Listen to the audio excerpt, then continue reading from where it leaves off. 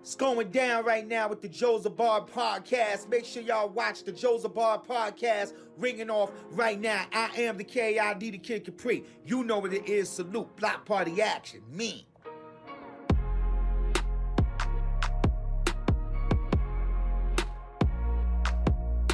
Hey, man, once again, I want to thank our viewers out there joining us with the Jozabad podcast, which we'll be releasing pretty soon. Now, the main thing that we're going to be talking about today is going to be this up-and-coming film that just got released up in December, The Port. The Port, just to give you a little bit of a summary, this film, this independent film, definitely shows a struggle going in of what one individual that is trying to find meaning in themselves and in life, man. I saw it. Joel, kudos to you, man. Joey, kudos to you.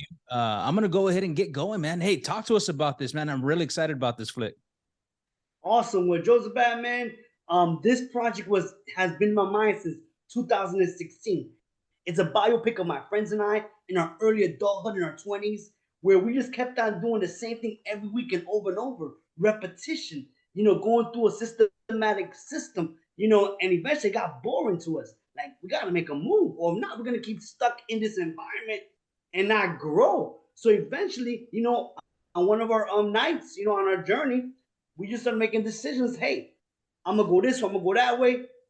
And glory be to God, we're still friends, man. And we still, stay in touch here and there and get up together once in a while.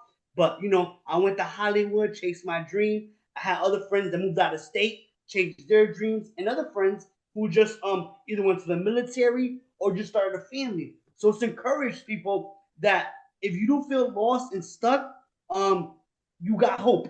You just have to make a choice. Do what you love. Go for it. Don't be scared. Have faith. Walk by faith. Trust God. And everything will work out. And just to be aware, because a lot of times when we're not aware of our thoughts, impurity can sneak in and dominate us and control us to a point where we're living that system and we're not living life abundantly like we're called. And then people are like, man, I don't know why things don't get better. Well, have you been checking your mentality? Have you been checking your environment? Who you rolling with? Are you rolling with people that are going to encourage you and push you to go further? Or are you hanging on people that are going to keep you in the clan? And hey, let's just do this over and over. I don't want to grow. So guess what? Don't grow. Stay with me. So you got to be aware. We have to be aware in our environment. We have to be aware of life. And eventually, you got to make a choice. Because if you don't make a choice, the world will make one for you, and nothing's never going to change. Oh, man, you hitting on a lot of points in that intro, man. Like that right there. That was like about a movie scene monologue right there. It was. Joey, hey, man. Hey, good talking to you again, my brother. Thank you for bringing me on this project. Of course, man. Thank you so much for having me again. I remember being on the first time and stuff. Man, it goes back to when Burial Ground Massacre was still called Jungle Room. Yeah, I remember that. Now, Joey, tell us a little bit about you and your connection to this project and how we developed these relationships with Joel. So Joel and I, we had each other on Facebook. I want to say a little bit towards the beginning of my career because I was connecting with a lot of people from Connecticut, trying to get as many gigs as I could when I could start out because back then I wasn't able to travel on my own. But then I just one day came across. I just always knew Joel and I shared like a similar type of energy and excitement for this this field. And I saw on Facebook that he was doing a movie about Bridgeport. And what many people may not know is I'm actually originally from the city. I grew up here in Monroe, but I'm originally from Bridgeport. You're from the port. I am originally, yeah. Hold on, because again, our viewers out there, we're worldwide, and we need to let them know exactly where the port is at. I'm gonna let Joel say this one because he can say it best. All right, the port is now available on lateflix.com. It's rated R, you know what I mean? Because it's crazy. It's real. Pretty soon we'll have a PG-13 version on Lateflix, but But I'm telling you, you know what I mean? Invest in yourself. When you purchase this movie, you're going to be investing in yourself, in your mentality, in your mindset. All right, you have to pay attention to the dialogue. There are nuggets in the dialogue that if you're not paying attention, you're going to miss that seed. All right, one of the reasons of making this movie was to plant seeds in the viewer's mentality. You know what I mean? Make a choice or won't be made for you. All right, you don't got to be stuck or lost. You know, live life. You know what I mean? Take chances, take risks, go after opportunities. So again, the movie The Port is on lateflix.com now. Check it out on Vimeo, man. I was able to check it out on Vimeo, and again, I was able to own it. $9.99. Oh, okay. He owned it. I thought he was renting it, but respect, man. But what I was saying, you got to show support. You got to show love for the people that are showing up. You know what I'm saying? Like that's my mentality. Like that's I had to pull this man's leg. I had to pull Joel's leg because I was telling him. I told him constantly. I was like hitting him, like saying, "Hey, so if you ever want me, I'm kind of available." And luckily I was able to get the audition, and I was blessed to. Joel. Like, real quick, man. Where I'm from South Texas, RGV 956. We've been kind of viral, kind of bit. There's this movement of 956, Puro 956, that has gone around a bit on the World Wide Web. So that's where we're from. And the reason I say this is because you right now in this movie, you talking to the port. But in reality, the port can be anywhere in the world. Brother, that is monologue right there. That is movie scene dialogue. Hey, brother, I'm available. That's a mic drop. Joel, why didn't we cast this guy? Because Jozabad, on the real, I lived in Hollywood. I lived in Virginia. So you're right. This could be, I based it off Bridgeport because that's where I'm from. And that's where the journey started for me. But you're right. This can resonate all over the world. I mean, I was looking at Julio. I was looking at AV in the scenes. And y'all were my boys, man. I was resonating. That was me every single weekend, man. I'm telling you. Julio, thank you so much for joining us. AV, thank you so much for joining us. Right now, I want to give y'all a huge shout out. And I want y'all to give us a little bit about who you are and what you represent in this whole movie, all right? Oh, man. All right, so I'm Julio. I play Snot, which is Joel Roman's cousin. Yeah, man, this movie is just, I don't know, man, it touched me in a lot of ways, man. And I, have fun doing it with the cast, which I love to death. Those are family, man, And the movie just great energy, great vibes, Joel's trying to, give that inspiration to everybody. So, you got a choice. Like, he had a choice. Like, it's either you keep dealing with it or you just want to move forward and succeed. Like, you feel me? Connecticut's always going to be here. Bridgeport's always going to be here, man. You feel me? So it's like, you got to take that foot, man, and take that risk and that chance. You never know what you're going to become, man, when you leave out of this place, man. This place is, it's crazy, man. It's right now it's a war zone going on out here, man. People dying left and right. Like, you feel me? Then yeah. It's not for a lot of people out here, man. Not for the faint of heart. Mm-hmm. So it's like, man, all right. Thanks so much for sharing that. Hey, AB, talk to me about your role, man. Tell me about how you came about that, Abe.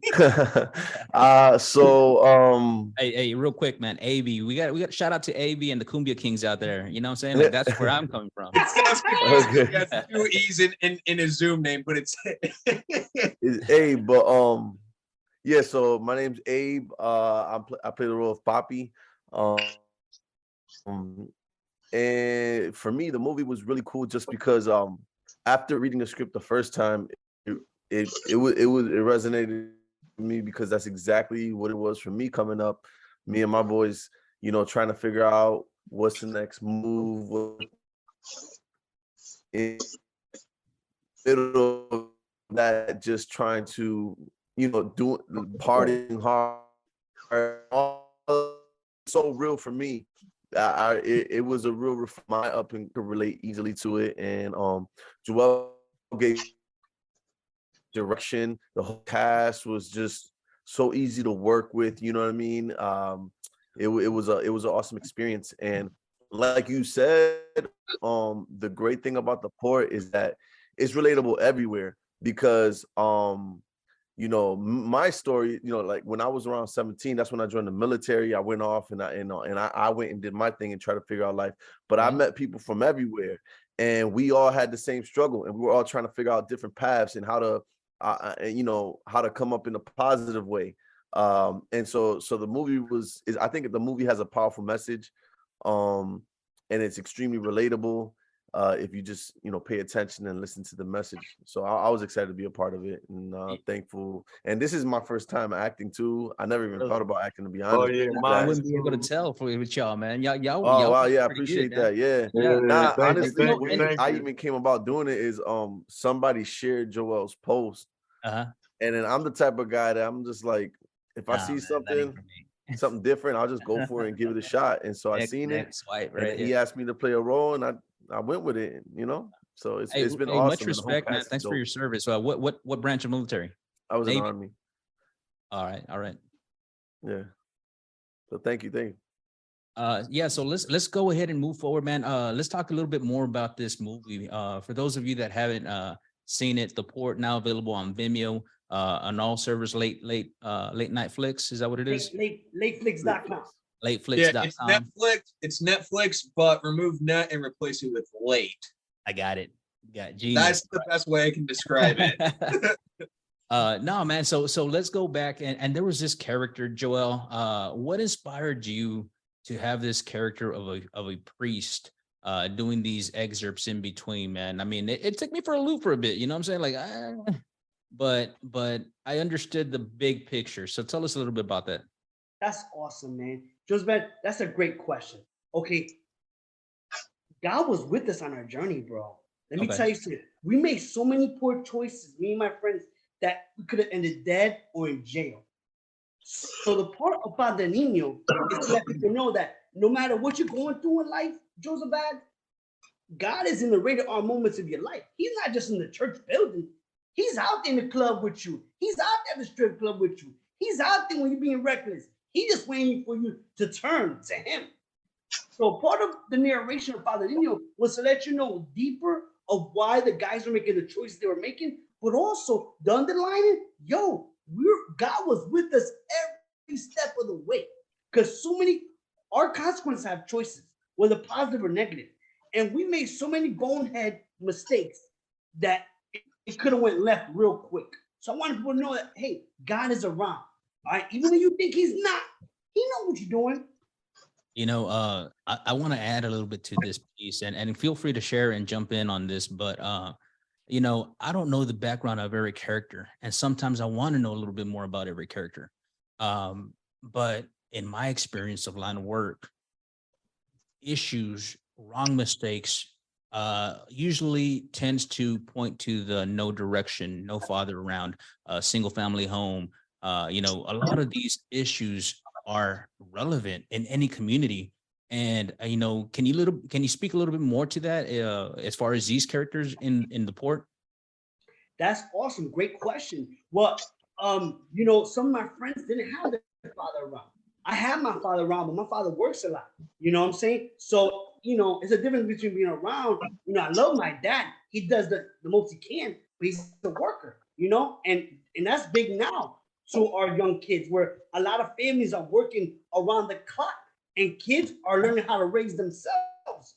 You know what I mean? Growing up. Thank God I had a mother, but still at the end of the day, my mother told me I still had a choice to make, and I still made bonehead choices.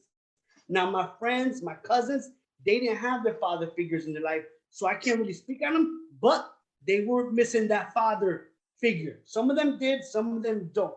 But I totally agree. If you don't have a father figure in the household pointing you in the direction, do this, do that, talking to you, planting seeds, it's easy for you to go left and make a poor choice.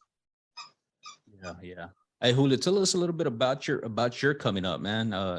People want to know what Julio's all about, man. I mean, we saw you, but again, tell us. How does this resonate with you? Oh man, I'll be honest with you. Same way he did his lifestyle. I literally just recently stopped doing all this nonsense, man.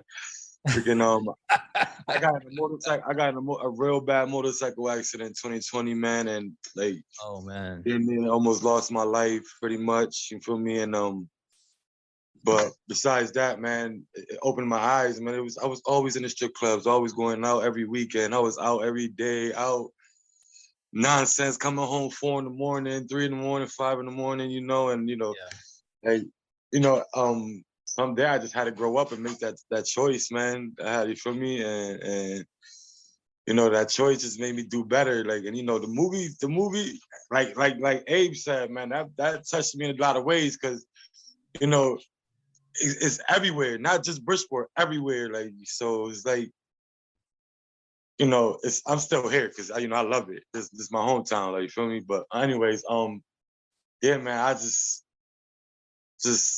like, I don't know, man. You just gotta watch the movie. All our characters, even down to Joel, preaching every second, doing his thing, man, full of energy. He's the Energizer Bunny, man. I'm trying to get Joel on speed dial every Sunday, man. Let's go, baby. Yo, man, he's definitely an Energizer Bunny, man. And Facts. for my first time acting, and doing almost 17 hours a day, doing recording, all this extra stuff, man. It was worth it. Like, it was definitely. Joel kept us going too, because he was infusing that energy into us, because we was dying at some points. Man. Yeah. So, he's a good director, man, and not even a good director. He's just a good friend, period. Like, and I get the message. Everybody else gets the message. So it's out there. It needs to be out there. It needs to get out there. One thing I can really add on to that one is that just Joel created a family here.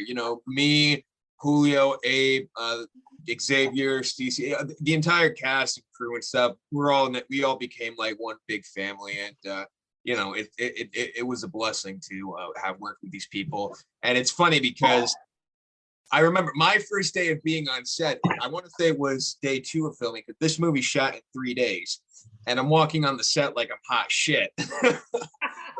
But then I'm really getting to get to see what these guys are all about and stuff. And then I'm walking off the set like, wow, compared to these guys, I fucking suck ass.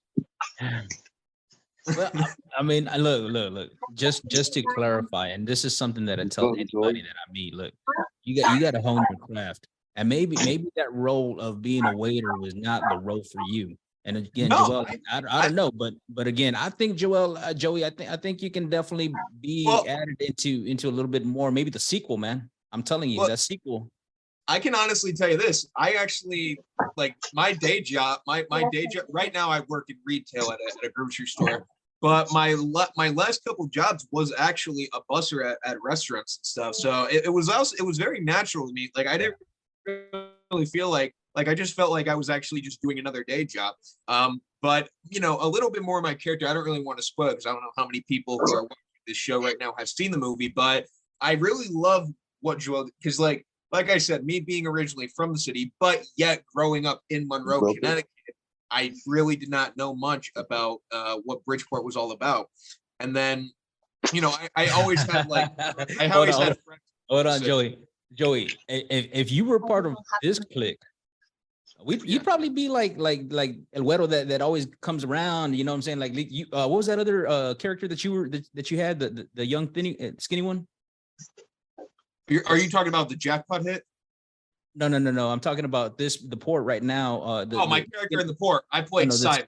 The skinny character that was in there with the Boricua jersey.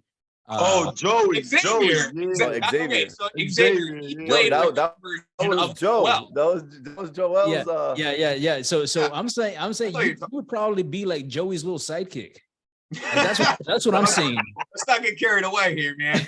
you no, I'm telling you, because you're in the mix with these rough crew, right? And like you're the one that like that way. You're the one, the brains, but like you help us figure things out that we wouldn't technically figure out. You know what I'm saying? Like the guy that works at Best Buy type thing. I think you're guessing.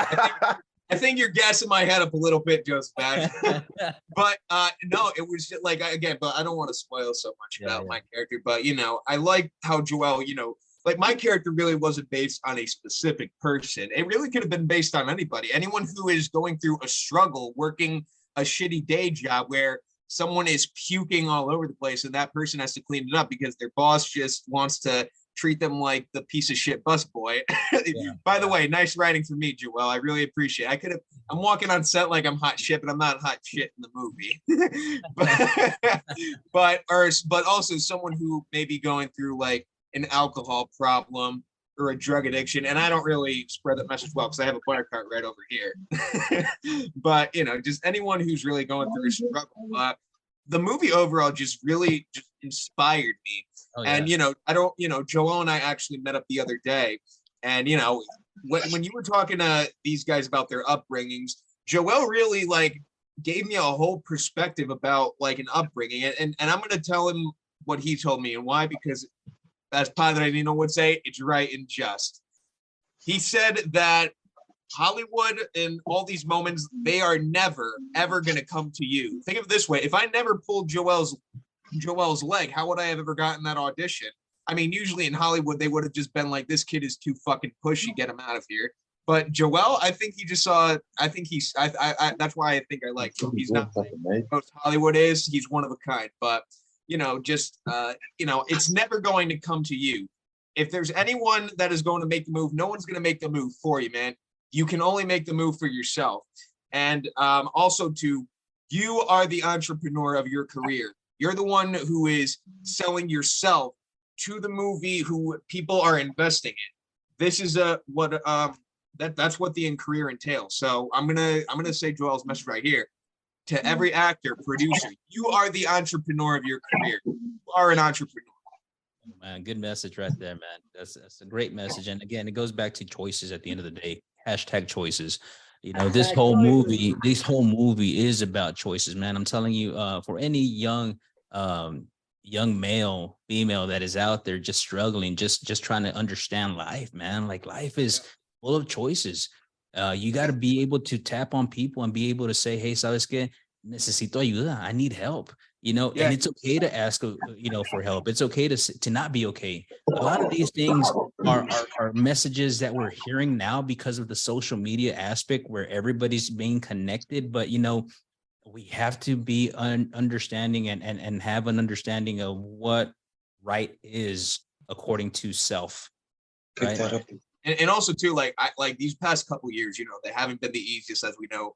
Like what between the COVID and all the all the craziness and madness that's been going on in the world, the social we couldn't even pick a House Speaker. You know what I'm saying? Like that's what we're talking about. That's the day we're living in today, man. 2023. We're in an age where we can't even elect a House Speaker, and we're wasting people's taxpayers' money. Not to get political, but to get political, we have to understand that we are in a day and age where we have to make the right choices and elect the right people so that we can move forward, for us, for our communities. Like I tell people this all day, every day, man. Like if you really, really want to get involved, then be about it, man. Like you got to be able to understand that, hey, ¿sabes qué? I need to start creating a plan of action. Bottom line. Absolutely. And, and also with the whole religious aspect of it, I grew up a Catholic. And, there have been times where I'm very open to saying it, where I doubted it was God. Is God really there for us?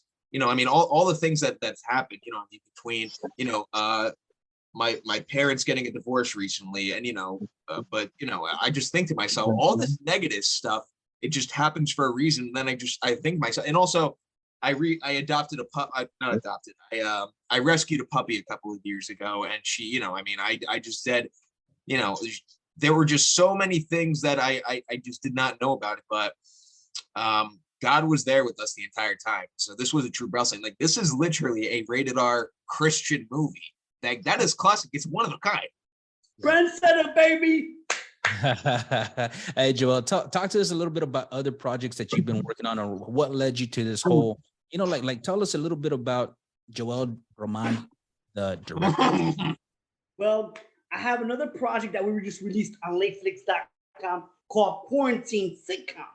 We just released 5 episodes, and we filmed out of Virginia, and we're doing great with that. Another thing I'm working on next week, I'll be in New York filming a documentary, One in a Million musical, based off a play that I did in New York 4 months ago, off Broadway. But now we want an extended run, so we're doing a documentary for investors to raise $1 million, baby. Woo! We going big, we ain't going at all, Jozabad. That's We're not here to win the game. We're here to take over the game. Yeah, but yo, Oh man, but you know what? The first step is you got to show up. Bottom you gotta line. show up. And that's what I've been doing since day one. Joel Roman is a kid. I'm 41 years old, but I always knew my environment, there was always more. I didn't want to be like my typical environment, people in my environment who just go to school, get a job, and have a family. Hey, if that's you, okay. I'm not saying nothing. But for me, I knew God made something bigger. Because there was always something, I was always a dreamer since I was a young kid. I wanted to be a football player. Even though I'm only 5'3", I'm like, I'm going to the NFL. And then I got some accident. I can't play football. Wait. You're 5'3"? You could play in the NFL player, though. You know what? You would fit right into the valley, man. The RGV. But that's who I am, man. And I always said, you know what? An actor is someone who acts, Jozabad. So if you're not acting, you're not an actor. If you're not living off residuals, you're not an actor. So what does an actor do besides act? You audition, you go to classes, you write, you network, you produce. So an actor, you gotta treat a job as an actor like a 9 to 5. You gotta put them hours in. So that's how my movie came about. That's how my sitcom came about. I got a commercial for a new app coming out, Flutter app, this year. Be on the lookout for that. You know, and I'm always networking, Jozabad. I'm always connected. I love collaborating. You can't do one about the Nino's lines is we are not an island unto ourselves. We need each other. Now, it wasn't just for them, it's in general. You know, we can't be isolated, especially in the team business. You gotta be out there networking. So I'm a man who wants to go for big. If God said, I created you to live abundant life, then I want that abundant life. And I'm gonna do what I gotta do. So I've been doing it for the past 23 years. Thanks be to God. New York, California, Virginia, Connecticut, Mexico, do Mexicano. Yeah. Argentina, don't forget of Messi. Argentina! I want to go. Let's not forget about Texas, baby. South Texas. We can't forget about. You still in Texas? Hey, no, but we're going on a country stage right now, man. I'm telling you, like recently, man, this whole thing with France and Messi and Argentina, like man, did y'all see that World Cup and about the amount of views and streams that were going on out there?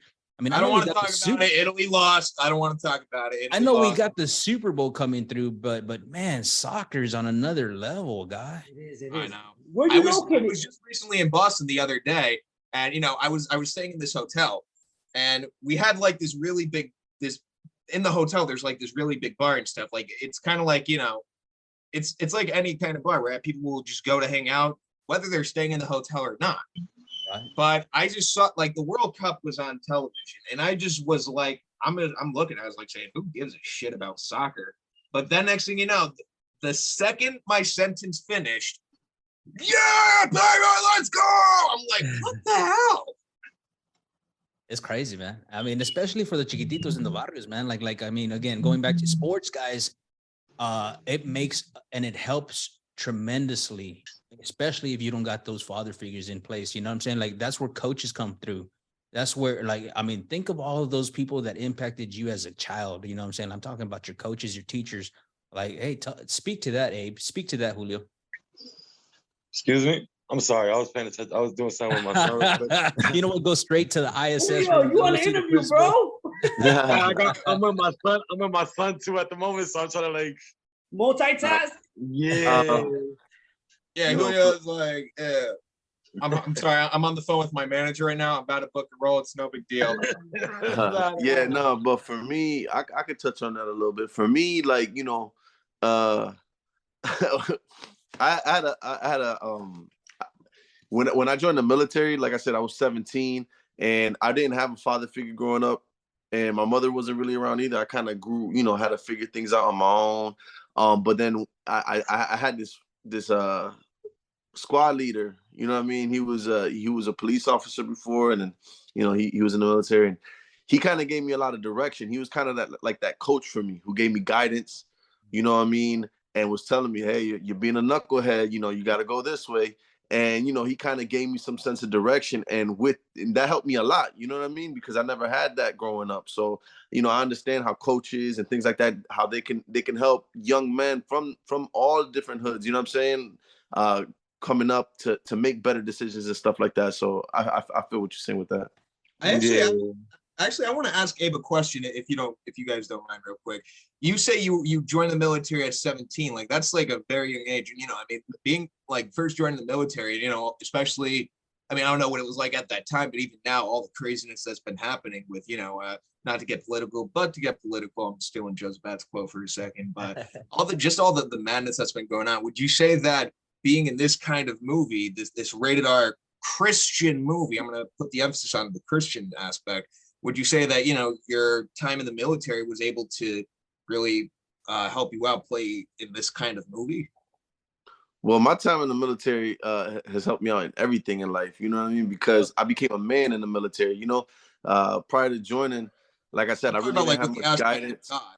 You know, I didn't really have much guidance in anything I was doing. That's the reason I joined, actually. So my brother, I have an older brother who he went the other direction. You know what I mean? He ended up serving time and multiple times, you know, and stuff like that. And you know, I had cousins and stuff like that who were, you know, getting involved in things that I knew it wasn't the right thing for me. You know what I mean? I you know, and so as soon as the military became an option, I was just like, hey, let me, like I said before, you know, I'm always the type of person, when I see an option, I take it. And when that became an option, I took it. I said, let me do something different with my life. And it was a hard road to follow, you know, but like, you know, I met a lot of people from the same come up as me. I met a lot of, I had interactions with a lot of people that gave me guidance and stuff like that. And it was a blessing, you know, and that's why I can relate to the movie so much. Cause it's just like them. I was just like them, you know. These people that Joel came up with, just trying to figure out life, trying to figure out the best choice for them, you know. So you know, respect, man, respect. Yeah, man. Jozabad, where are you located? I'm located in Mission, Texas. Ah, so you're Mission, Texas. Nice. Yeah. That's very cool. Is it true? Is it true? Like, let's say I were to take a drive to Texas right now. Is it true that the sign says, "Welcome to Texas, don't fuck with Texas"? It says "Welcome to Texas," but it don't say the other, the latter. No. Wait, is that true though? I'm actually being serious. No. I've heard so many rumors, but I've never been. I was out in Fort Bliss, Texas, for a while. Before my first deployment. Wait, does the sign really say that? It says "Welcome to Texas." So there's no like, "Don't F with Texas." Don't mess with Texas. Joey, you just like dropping F-bombs, bro. No. How could you say that? Joey, you're there script to be F-bomb. No, my boy turned 21 and started dropping F-bombs. It says "Don't mess with Texas." I don't know. Maybe, hey Julio, maybe I drank a couple of twisted teas before I done this. You see, that's what I'm saying. Little Joey would drink twisted teas, likely. And you and him would, seen him, you know, Joe. hey, We've seen him, Jozabad. I'm just letting you know, man, in that crew right there, twisted teas is not a thing. You know what you get with that? You get like, you know what? Hey, we'll see you next week, man. We ain't messing with that. Jozabad, I got a little story for you. So a couple weeks ago, after our release screening, one of our artists, who's a reggaeton artist, Khaled, shout out to Khaled, who's in the movie, you know what I mean? He had a concert at a local lounge area in Fairfield, Connecticut. So we all went to support him and promote the movie. Joey, he's still in character, bro. He's like, "Come on, Joe, have a shot." He's trying to bring the old Joe out of me. I'm like, "No, man, go that way." I'm gonna get there one day. I'll get there one day. This dude, I'm like, "No, Joey, I have to Joey, cut." Yeah, Bro, we've been there, done that, man. You guys been done that. He trying to bring it out. So my mom is very, very well friends with Joey. Like, you feel me? Like me and Joey are together. Yeah. Like, so I used to see the wild Joey. Oh, you're talking about him. Okay. Joey knew me since I was like 11 years old. And I used to see all that. Like my grandfather named him Chucky and everything. Like, yeah, like he's so full of energy. Like that's just him. Like he's always I'm like, yo, what you doing next? It's all over the place. That's just Joey. Like for me, and I like the vibe, the good energy. When we would be on set filming this movie, like usually when I'm doing like a movie or whatever, like usually like when I'm gonna compare Joel here to most directors. This is what a usual director does when a scene is done. And cut. All right, guys, let's do that again. Or they'll say, all right, moving on. Yeah, let's get all the camera equipment there. This is Joel saying cut. And cut. Whoa! That's what's up, baby. That's what's up, baby. I love it. I love it. Hey Joey, so look, check this out, man. It sounds like you're a cheerleader for all your supporting cast. I'm all about cheerleading each other, bro. Supporting each other. You know what I mean? It's important. You know what? Speak to that, man. Because again, I think people need to understand the importance of having somebody supporting you in your corner, man. Everybody needs a coach, in my opinion. Yeah, man. I'm an actor's coach too. Just to let you know, I've been in this game since I was 19, brother. You know, I'm 41 now.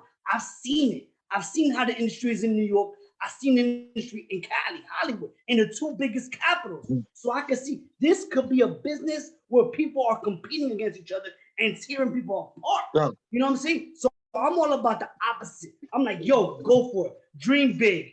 You know what I mean? You can do it. Create. If I give you feedback, I'll give you feedback. You know what I mean? I have sessions that I hold. You know what I mean? Sometimes I charge. Sometimes I give you little nuggets here and there. And that's how I came up. You know, New York, Cali, I had people dropping nuggets on me. Sometimes little free. Sometimes I had to drop money on it. So the way I was trained, that's how I train people as well. But one thing I do is if you're working with me on my projects, I'm going to hook you up. You're going to get wisdom from both New York and Cali because there's a lot in here. And I'm still learning. You never stop learning in this game or in life. So I'm always like, I'm always encouraging people like, you can do it. Support in this field is big because as artists, we're always questioning, was that good? Oh, I could have did it better. I wonder what they're thinking. And you know what? Real talk, Jozabad, when my early career, I believe that cost me a lot of gigs as a young artist. Again, at 19, I was in studios with big boys, you know what I mean? And I believe I could have been, this is real talk, I could have been a series regular on a couple shows that you know right now if I didn't shoot myself in the foot, wondering what they thinking instead of saying, what is my character thinking? So I always encourage people, hey, stay true to your choices that you make, take a risk and go for it.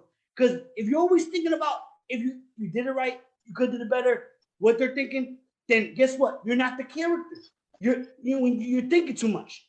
You're not the character. When you're in the moment, you're in the moment. But when you're not in the moment, you're not the character. So I always tell people, lose yourself in the character. So I love cheerleading people. Yo, my boy, Jay Hulenti, big shout out, SAG-AFTRA, New York, union actor. Yo, he gave us mad love this morning, right? So what I do, life is about correct me if I'm wrong, reciprocal. You know what I'm saying, right? Reciprocation. Actually, you know what? Funny you say that because I was actually just talking about that this morning. And the word is, let me look it up real quick. It's reciprocation. Reciprocity, right? RECIPROCITY. And what that talks about is like psychologically, you're showing to get, like you got to give to get. Like we talk about like, hey, how do I get respect? Well, we got to give it, man. You know what I'm saying? Like, man, you're hitting on a whole bunch of themes right now, man. And I want to go back. What's about, baby? I want to go back real quick because again, let me ask Abe a question. Abe, when you joined the military, the Army, did you feel that the Army wanted to just keep you a private the entire time? Oh, at first, yeah. At first, it was tough because I joined at a time. I joined back. What was it? 2000 and It was 2002 or 2002 when I went to basic, I think it was. And it was still like that old school style of basic training. I went to all males basic training. I had a ranger and a sniper drill sergeant. Also, it was all infantry, and it was crazy because I mean the stuff they were telling us, I just couldn't, like, it was hard for me to digest, the stuff that they were trying to indoctrinate us with.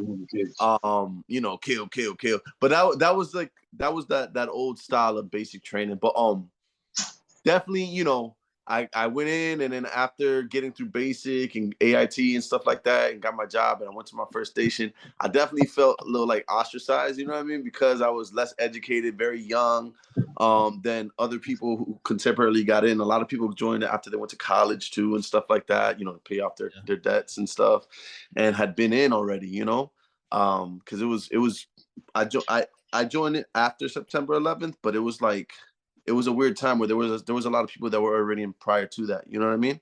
Right. So there was like a surge of incoming people that wanted to join because of that. But it was at first getting my foot in there and trying to figure out which direction to go, and being a knucklehead and partying hard. All those things kind of held me back. But once I got some direction, then I didn't really care about that. It was just about getting in where I fit in, and then just moving forward, It's just but my question is this, and let me reiterate it. Did you feel that the organization, the Army, wanted to keep a private their entire stay? So like, I was a private for a long time actually, and but okay, stop. Let me jump in real quick. You were private, again, choices, #choices. Mm-hmm. Were you private a long time because of Abe being a knucklehead, or because of Abe's choices, or was it because you felt the organization as a whole wanted to keep you private? So I wouldn't say the organization as a whole. Maybe the unit that I went to, they didn't really care so much about moving me forward. You know what I mean? Mm-hmm. But I was a private longer than I should have been, because I had met all the requirements to be promoted, but they just didn't promote me on time. But so, there was a lot of favoritism in that unit too, and stuff like that. There was people that they cared about moving ahead of others and stuff like that. So I did see that. And when I went on my first deployment, I actually went to a unit that was mostly white. Now, I know I look pale, but I'm Latino, I'm Puerto Rican. So I was ostracized there too, you know what I'm saying? And I actually, I did see some racism and stuff like that. I came across things like that, which also worked against me. But I was able to overcome all those obstacles, you know what I'm saying? By just keeping a level head, and seeing what was in front of me and seeing what I needed to do to move forward. So I actually, at first it took me a while to get in there, and it took me a while to get my promotions and stuff like that. But once I figured out that, those things didn't matter, and I knew that I could figure out a path for myself, then I charged ahead, bro. And I'll tell you what, I ended up accomplishing a lot of things that I never thought I could accomplish. And I did things that I never thought I could. And had I kept that mentality of, all these people don't like me, so there's nothing I can do. If I would have chose that victim mentality, I wouldn't have gotten anywhere.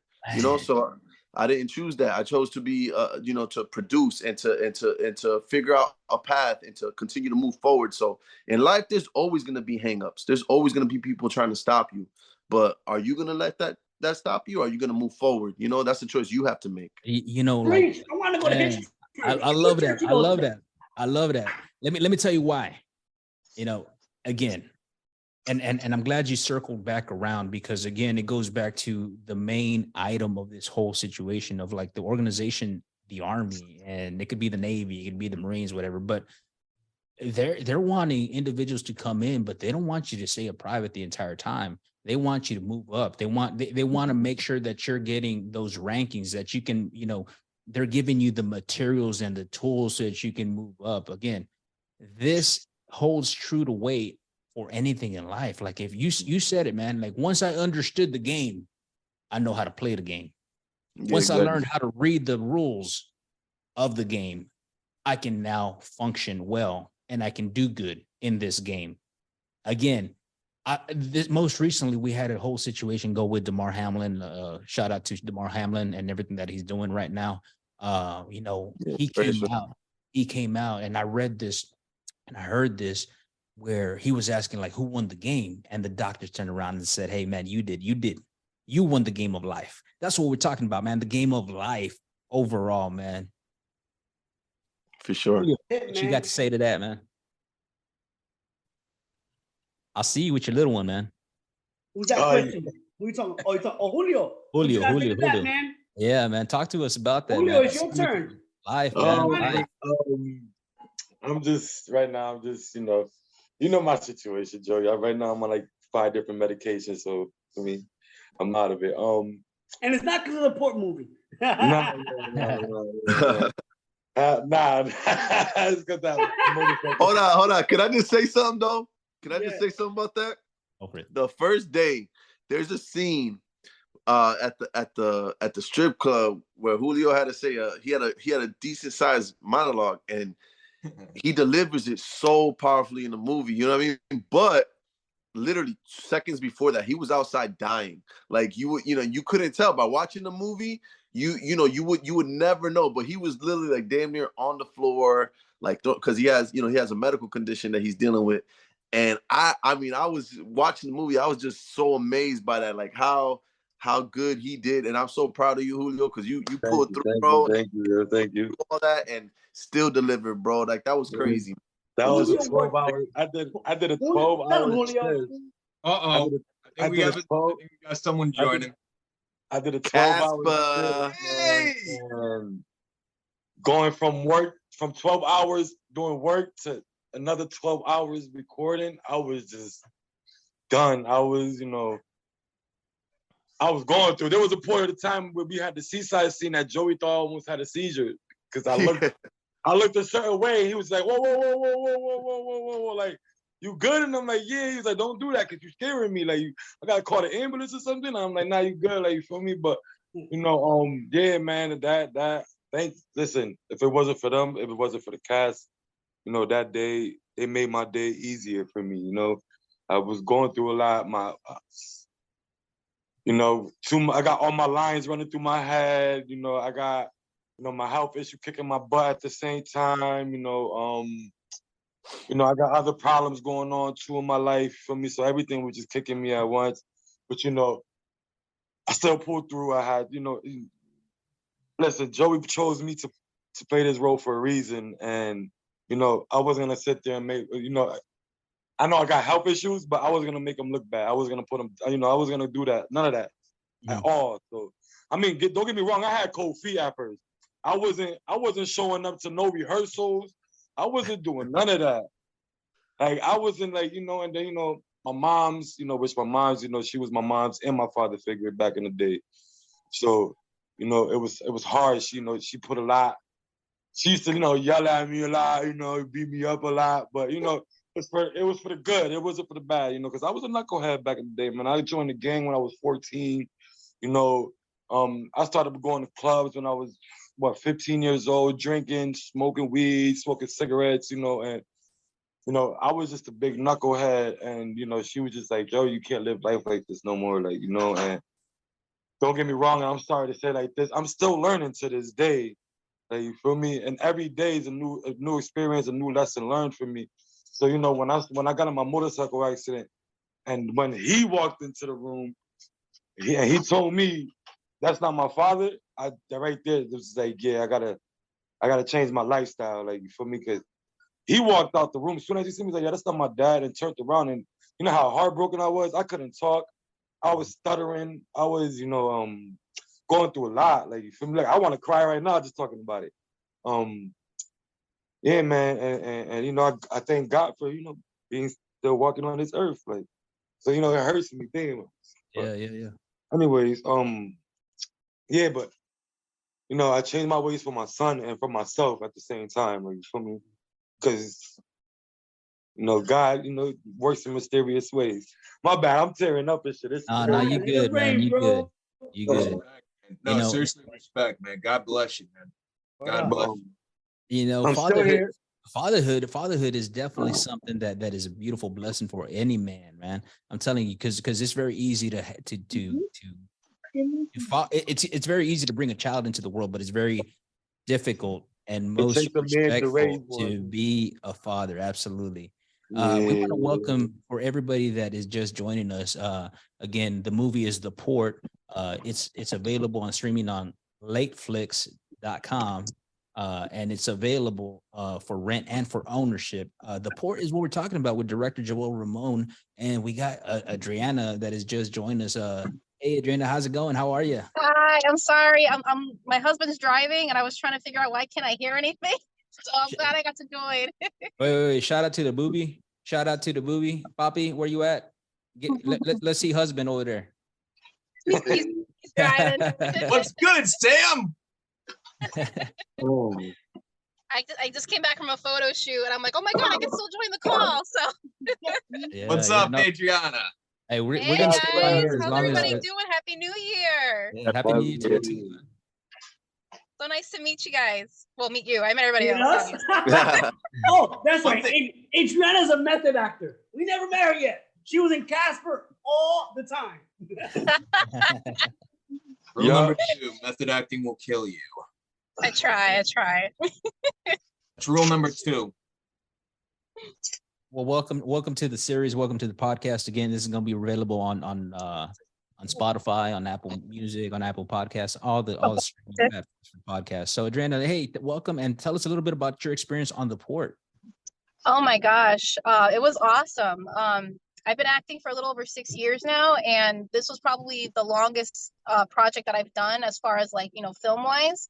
And it was great. And I think what I love most about it, these are real people. These are real people with real stories. And just to be a part of that, to be a part of that type of project and to get to know the cast and to get to know, Joel Roman throughout the whole process was great. He definitely brought the best out in all of us, especially me. Like before we started filming, like there were so many little things that I was getting worked up about. I'm like, Joel, what about this? What about this? Like, Adriana, don't worry about it. Don't think too much about it. Just do it. And I overthink a lot. So Joel definitely helped me bring the best out of my character and my acting. So definitely appreciated that. But I want to add something right here because I think now it's just the right time to do it. I'm going to send a message to every single person who has seen this movie, who hasn't seen this movie. What Joel did right over here was all from the heart. So what Joel is right now, we all want to be, making these things from the heart and stuff. Never, ever, ever belittle someone, never, ever belittle something that you claim it to be, because whatever you claim it to be is what you used to be. So really, you're just belittling yourself. It doesn't matter what this project is to you, because I know what this project is, and it was a big passion project that came out perfectly. And the family that was created, the talent that was in it, in the scene, behind the scene, I don't think it could have been any better. Trust me when I tell you this, I have so much shit on my IMDb that that even things that I created that I don't love as much as I love this one. Nice. Thank you for adding that, man. All right, so Adriana, like tell us a little bit about like the camaraderie that was on set. Tell us a little bit about your favorite scene in the movie. Favorite scene? Yeah. Sorry, you broke up a little bit there. Oh my gosh, so aside from Joey and Joel, obviously, but like when I first met Joel before the project began, like I didn't know anybody on the scene yet. So when we started doing our rehearsals and we were meeting up with each other, and even throughout the filming, like I think it was awesome. Like I love these guys. Like we got along so well, and I just, we were tired. Like we put in a lot of hours on a lot of these scenes, but we had so much fun behind the scenes, and we just kept, supporting each other and cheering each other on. And I thought that was the best part. Like, especially with any film in general, like, you're going to be spending a lot of time with these people. You get to know them on a deeper level.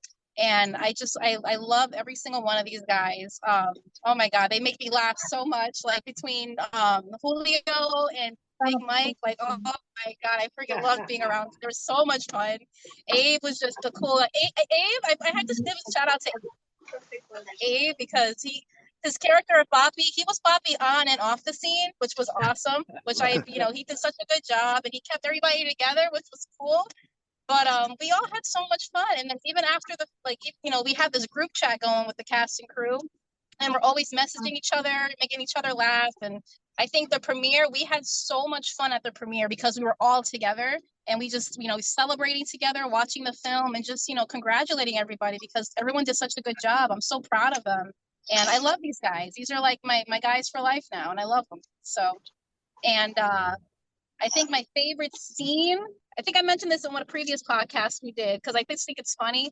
There's a scene where the guys are hitting on this girl at Seaside Park. And I'm one of the only girls in the guys crew. So one of the guys, El Rey, Castro, was like, pretending to hit on one of these girls. And my character goes, hey, wild and nasty. Yeah. And I love that because I do that in real life. If I see something I don't like, I'm like, like, ew. But yeah, I think that's probably my favorite. Que estaban diciendo, oye, ven acá, all this Yeah, going on. just like that, Poppy. The line is, who kids sheeper so I can be his deal? And I'm just like,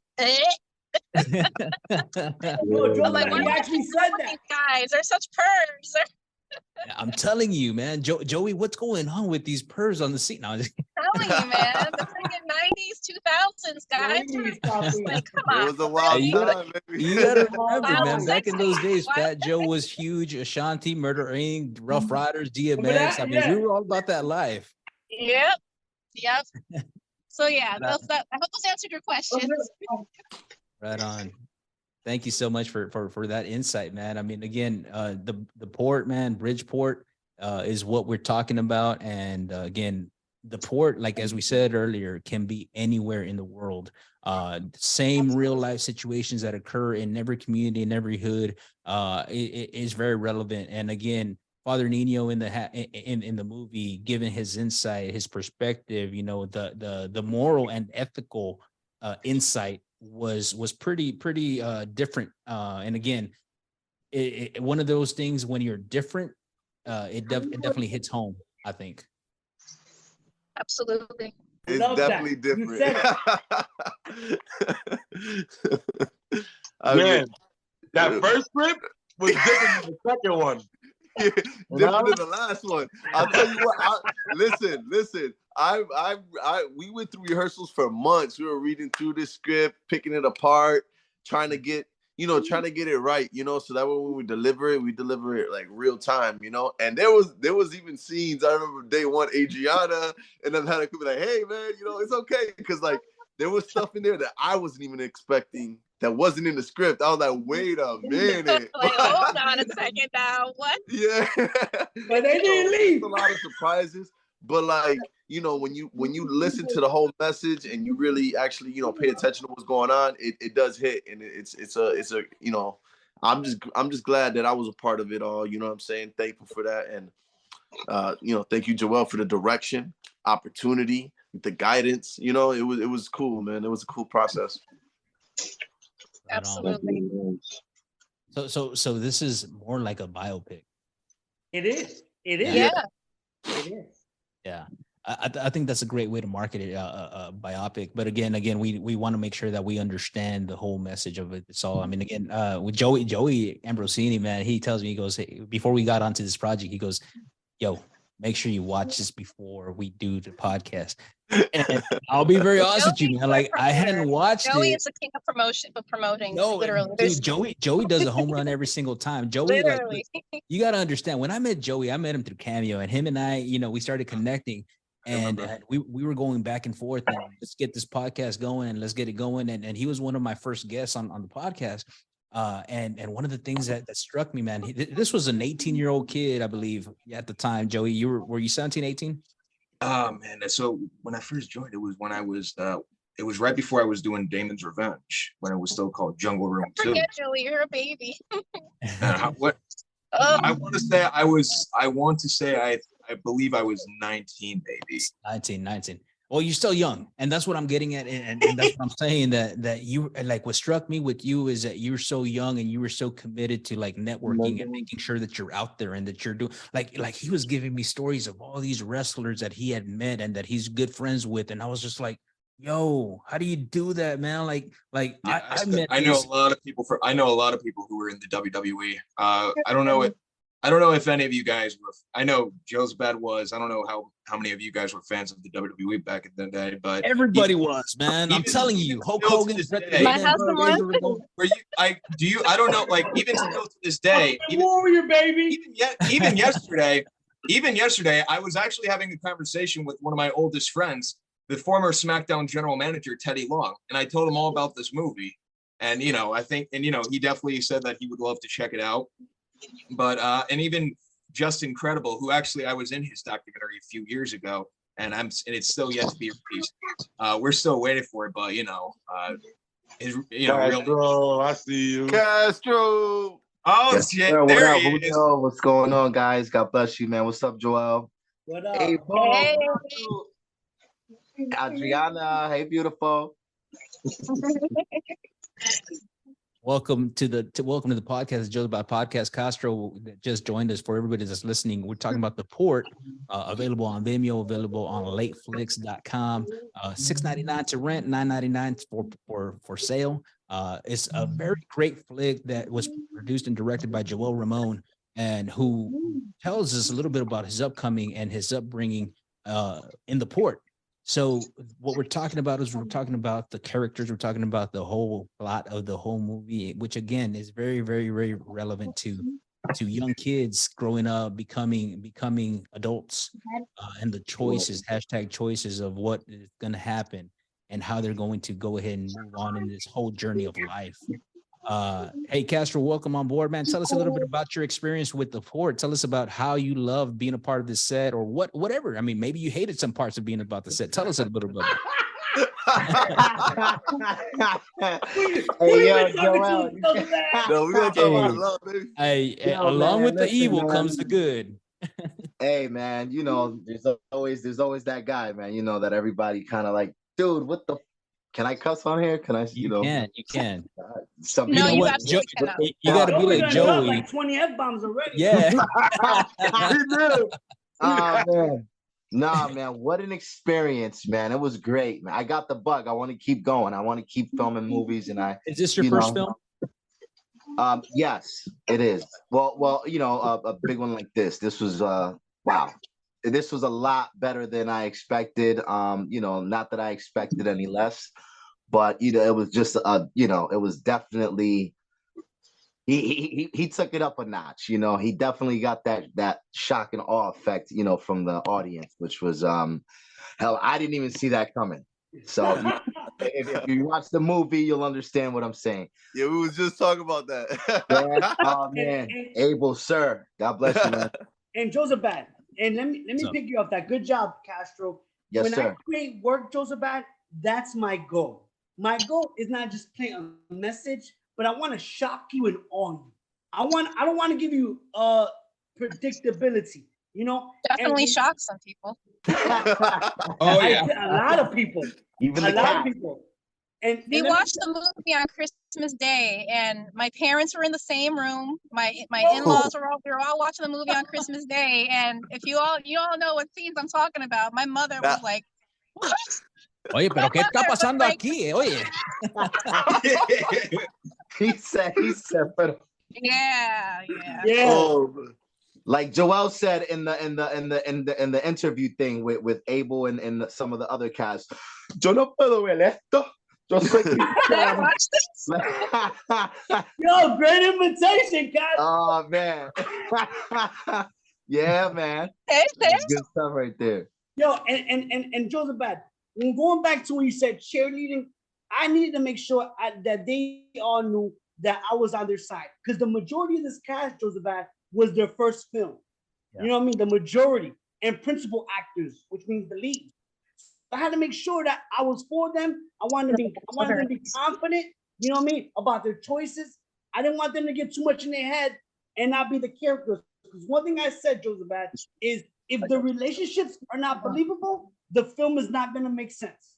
So Yeah. the relationships have to be believable. And everybody has told me they believe that these people have been friends for years. Yeah. So big up to y'all. Nah, Wait. How many times did the crew actually rehearse that scene at the bar and that scene at the strip club? I mean, because they had to get it right. They had to get it right. One take. Well, The we did back like was one we one did take. Some things don't need to be rehearsed. we didn't rehearse Some with the things are real strippers life. if that's what you're asking, but No, the But, strippers That were on came point. natural. Hey, let's just say I didn't even say cut. I said, yeah, we got it. let's go, baby, Hollywood, baby. That's exactly what Hollywood, you we said got every it. single time. It's a wrap. Go home. Yeah. Good job, guys. Good job. All right, that's a wrap. Hey, We're done. Joel, Like, you pulling the DJ Khaled over here. Another one. another one. Man, all right. So again, going back to everything that we're talking about, if you're just joining us on the World Wide Web, we're talking about The Port, available on Vimeo, available on lateflix.com. This is $6.99 for rent, $9.99 to own. Definitely, we're talking to the cast and crew here: Joey Ambrosini, Julio Soto, Abe, Adriana, Castro, and the director Joel Roman. Again, once again, thank you so much, man. Let's talk a little bit about hey. We talked about the ups. Now let's talk about the downs. What were some of the things that were obstacles for this whole movie, this whole production? Yo, can I start? Go for it. He was waiting. We've been waiting for you to talk all the whole Yo, time. Go ahead, Julio. I'm gonna tell you this right now. Castro, I love you. You my brother, but I hated you on the scene, bro. Listen, man. Listen, this is what happens, right? It made, you know what? It made it work. It made it work, and not for nothing. That little milestone in the road, it was a little bump, like, you feel me, like, you know, and you know, I understood we were all going through things at the same time, so you know, it was just all love. Feel me? I love you, bro. I And love you that's too, it. man. And I love nothing you can too, change bro. that. I love you too, bro. You know that. Yes, Yeah. sir. But you know, it was like you said, a little bump on the road, and you know what? That happens. It happens on set. This wouldn't be the first in any movie, and it will definitely won't be the last in any other movie ever made with anyone. You know what I'm saying? Shit happens, and you know, as long as you know, we grow from it, we learn, and you know, hopefully, if we ever work together again, we know how to work with each other, and that's important. Hold on, Yeah. I missed the I T. mean, for me, Hold on. I missed the T. What the hell happened between Julio and Castro? change the subject, man. I'll Sorry. explain. I'll It's a explain. very long story. I'll gonna say explain. It's really because No, I honestly, want to. Well, was it? It was Was his it because of a personality. girl? No. Listen. I'll explain. I'll explain. It was personality. It It was was. personality. It, All it right, was. right. It was. You know, I didn't go to a few rehearsals via video, and you know, they didn't like that because you know, now it was a lot of more pressure on them because you know, now they have to learn my lines. You know, they have to, you know, say my lines and other people's lines that weren't there. You know, it was a lot more animosity showed towards me, a lot more, you know, but I guess it's because, you know, my character, you know, was just a huge part of the movie. And, you know, it's just, you know, maybe a little personal too. It was a little personal, but that was neither here nor there. You know, it was just. No, it was all there. That's It what we're was just talking lack about, of man. communication. That's all. It was just Yeah. communication. I don't think none of it was personal though, bro. None of it was Maybe personal. just a little bit. It You was know, more or there were less. things that It was happened more or less about just outside putting of, in you the know. work. But let's be real. Look at Joey laughing over Now there. that we Look gonna at talk Joey about laughing. I'm looking at him. Sorry, Joel. Oh, So man. what- Hey, Not hey, say anything about any of that, but You know what? okay, Hey, let's not to go. pick on Castro. Not to pick on Castro.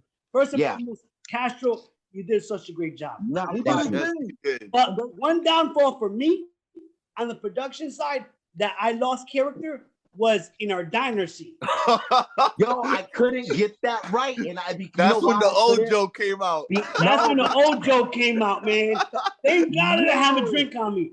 I Oh, would have threw it at the man. wall. Because I Shit, was I so, wrote it. there was one line that I'm like, why are we spending so much time on this one line? And I thought, and the thing is, like I told Castro, I wasn't mad at him. I was mad at myself because I'm like, damn, I'm not getting through him how the line should be delivered. So I was looking at it as, damn, I'm fading. So it wasn't. I've never seen Joel. If I can add, I've only known Joel for a little over a year. So the scene that he's talking about, like, I've never seen, Joel's a happy guy. We all know how high energy, how positive he is, and Dito. I have never seen Joel so mad. I never heard him cuss before. I'm like, Joel is so upset right now. What is going on? I felt so bad. But you know what? Castro definitely delivered through the whole movie. El Rey was definitely one Escobar! of my favorite characters, man. No, we're not doing that. We're not gonna do that. Remember, I always told you. No, I'm I just always joking. told you, bro. I said We got Edwin in the No, house. I couldn't get the line right because Mr. Director. it didn't register. It didn't register Escobar, because there was a gunshot in the scene. Edwin, what up? I Too can't. many people talking. Yes, Let sir. Castro talk. Yeah. Let Castro talk. Too many people talking. Yeah. Let What up? What up? Thank you. So yeah, it just the lines didn't register because of the scene and what was going on. You know, it was the diner scene where one of the guys pulled out a gun and then shot, and then my line was, it was very simple too, and I just couldn't, just get it, and it was like, yo, he goes the harder after a gunshot, because that, I'm from Bridgeport East Side. I hear a gunshot, I'm not gonna stand there and say like I'm out, like, and you said it was just, I don't know.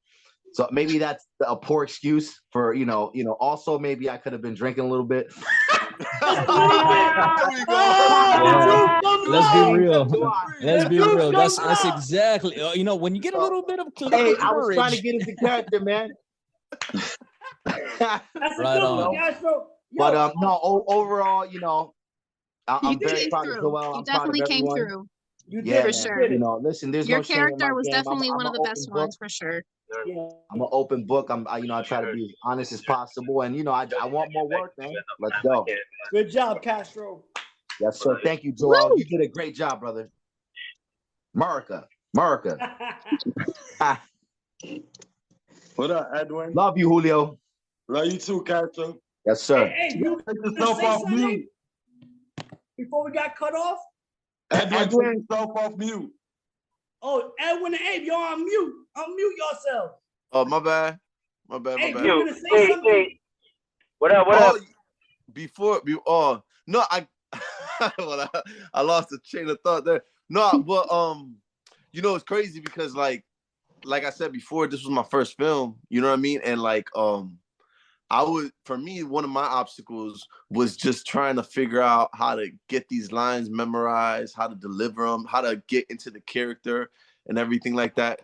And I'll be honest, when we finished filming, like there was a point where I was riding a high and then it kind of dropped off. I'm like, you know what? I think I'm gonna just stay in my lane because I'm a tattoo artist, I'm a business and stuff like that. I thought that it might be better for me to, it was a fun thing to do. But like I kind of wanted to go back into my lane and do what I do. But after like the premiere and everything like that, it just got the me bug. back. Yeah, now I got the bug.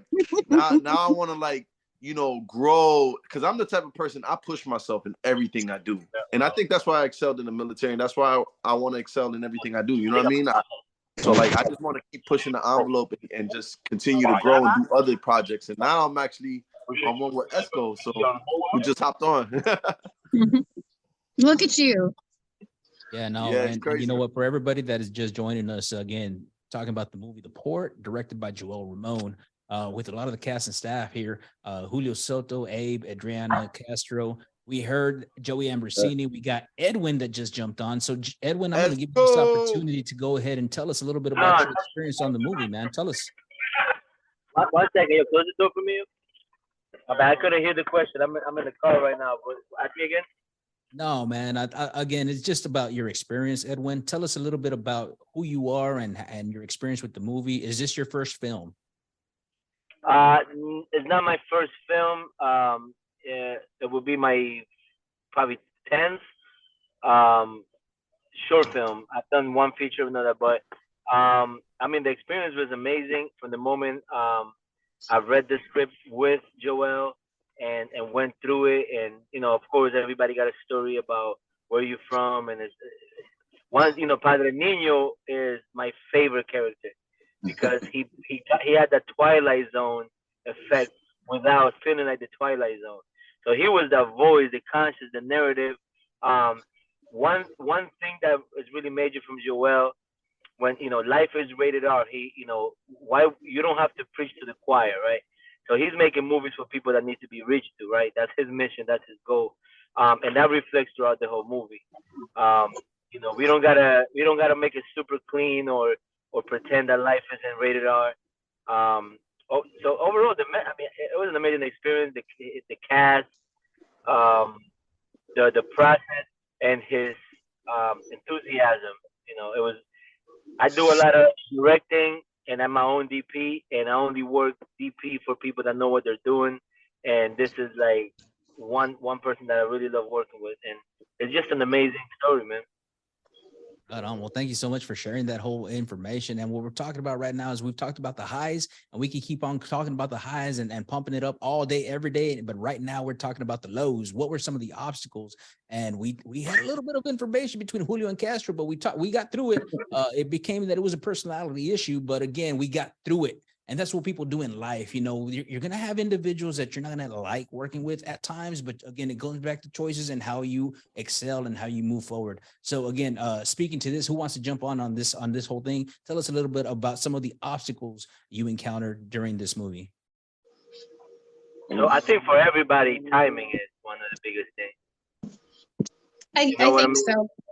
Yeah, that was definitely having to remember everyone's lines and then remember your own and then know when to jump in. And that was pretty much like, besides the acting itself, like the being in character, that's one thing, but the lines, it was like, okay, and there were, some were simple lines, and it's the delivery. It's the timing after the other person has said their lines, and then it's your turn to jump in, but that's why you practice, and that's why they were a little upset, because I kind of missed a little bit of practice, and that's what kind of threw me off, and that's what some of the issues were, and during filming. I don't. Thank you for sharing with that, man. Anybody else? I wouldn't say I had any lows. If anything, it could just be, it's a personal thing for me. I felt like my biggest thing is I loved being a part of the crew, but I felt like in the beginning when we started filming and everything, I didn't know that a lot of the cast and everybody already kind of knew each other. Like they hung out before the film, like everyone knew each other. So I kind of felt like an oddball sometimes, because like everybody knows who's who. Everyone knows about everyone already kind of knew each other before I joined. So I was like, I just kind of like sat there. I'm like, okay, like I felt kind of like weird. Maybe it was just a me thing, I don't know. And like I just remember on the last day of filming, I'm out of breath, excuse me, I just got home. I think on the last day of filming is when it kind of hit me more. And maybe because when we were doing the club scene, like I had like one or two scenes, and then the guys had other things going on, but they were all hanging out together. And then like for a little while, me and CC would hang out together, but then I just kind of found myself like sitting by myself. I'm like, like who am I gonna talk to? Like who wants to hang out with me? Like that's how I felt. But as far as lows for doing the film in general, I kind of like what everybody else said, like, we had a lot of rehearsals, a lot of them via Zoom. So just trying to make the rehearsals and make the time to actually like work on our characters. And, I know I've been doing it for a little while, but I feel like that's always one of the challenging parts. Like when you're trying to rehearse, when you're trying to get to know your character and all the characters you're going to be interacting with, you want to build that chemistry. You want to kind of build that background so that it looks authentic and real on screen. So, we were all just trying to like just find the time to get together. Like I know the guys were always, getting together and doing their thing. And I don't think I joined a lot of the rehearsals, unfortunately. But like as we got closer to filming, I was making sure I was joining the rehearsals so we can all rehearse together. But I think that's probably my only thing, just making the time and just making sure we build that chemistry together. Wow. Hey, Joey, I want to ask you this question. This goes out. This is a question for like the up and coming individuals that are 12 through 17, still trying to find themselves. How easy or how can they get into the producing and directing aspect of it all? You're on mute, Joey. So you're saying 12, 17-year-old, who wants to produce? Yeah, we're talking about the chiquititos, the ones Wow. that, hey, they're trying to figure things out. So first things first, join your school. Like, it's funny you said it, because I got some students who are that young, who I teach. And I always say, does your church got a church play? Join the church play. Your school, does it have a drama club? Look for a drama club. You got to get into the environment. I even tell this to my adult students. You got to be in the environment all the time. You know why? Because life happens. So if you're not in the environment of creative people in the business, before you know it, years are going to go pass by and you're going to be doing what you don't want to do. So what I tell my little ones is stay active, write, create. But most importantly, you're young. So join plays at church or in school, drama club. But for my big guys, I say get an environment where people are talking about the business, are creating, are writing, are networking. Because like Father Nino says in the movie, whatever your environment is what you usually become. So don't get contaminated by your environment. So if you want to be an artist, you got to be in an environment of artists. You can't be in an environment of plumbers. You know what I'm saying? So I encourage everyone to be in that environment. So all my 12-year-olds, 17-year-olds, join a drama club, join your church play. And then as you do that, you'll learn how to produce your own stuff. If you're a little shy, then start writing. Everybody has a story. What entertains you the most? What do you love to talk about? What do you love to write? What do you love to do? Write what you know. And that's how I started writing. I wrote what I knew. And my first one-man show is when I first started writing, which was It Ain't Easy Being Godly. Because I've been a Christian pretty much my whole life. But, I was going through a journey in my early 20s. I'm like, man, it ain't easy being godly. God, this is happening. I'm trying, but A, B, and C is happening. This business, my life. And I said, yo, Jozabad, I can't be the only one feeling like this. There's got to be either other believers and non-believers that feel the same way. So I started watching some videos on John Leguizamo, because I'm a big fan of John Leguizamo, his one-man shows. And I said, damn, I'm going to write a one-man show, and it's going to be called It Ain't Easy Being Godly. So from there on, that's when I started creating my own projects. I said, you know what? If I'm going to write, because I'm an actor, but if I'm going to write about things that I love, but also that I know about, and also that have a message in it. You know what I mean? Because I want to inspire people. I want to touch people, and I'm a Christian. So if the entertainment world put subliminal messages into the entertainment, why can't we Christians do the same? So that's why I did a rated R, faith-based, faith-inspired movie, The Port. That's very different, man. I personally had never seen something like that. I'm telling you, this is completely out of left field. It's funny you say that, because again, you talk about the entertainment business putting subliminal messages, which that's facts. That's facts. And see it in everything. In everything, marketing, commercials, music videos, music. Everything. Yeah. And for you to say, you know what, why can't I do the same a rated R? Like, hey, dude, you got me. I'm telling you. And I can honestly say too, like I write my own stuff on here and there as well. I even have like a few scripts that, feature scripts I'm still working on that, I won't get into at the moment because they're still being written, but, definitely, I always enjoy writing, creating my own content as well. And, I have a couple scripts I would love to involve a lot of or cast it in if it ever gets picked up here and there. Like right now, funny you say that, because again, I wanted to add to that piece. We're living in 2023 where every mobile thing has already been created. The phone, the computers, everything has already been creating. So within the next 10 years, if you're hearing this right now, you can go ahead and let everybody know this is where we're at right now, where the age is content creation. If you're not creating content, then you are falling way behind. You need to understand that through podcasts, through videos, all this stuff, it's so easy to create it. But again, you got to have a plan and a vision of what's going to happen. You got to be consistent. Yes, consistency. That's exactly what we're talking about.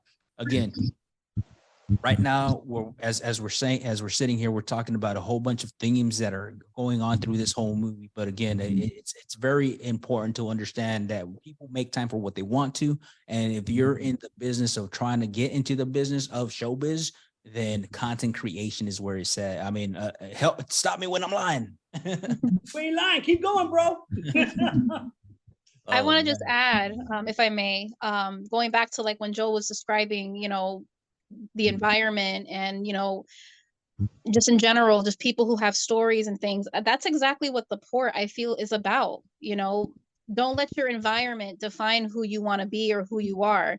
It's your choice if you want to stay stuck where you are and not do anything, or it's your choice to, move on and actually make something of yourself, which is why I think I love the port so much. Like when people ask me about it, and they still ask me, I tell them it's about choosing whether to move on from where you are and make something of your life, or are you choosing to stay stuck in your environment and letting your environment define you and letting that chip be on your shoulder for the rest of your life?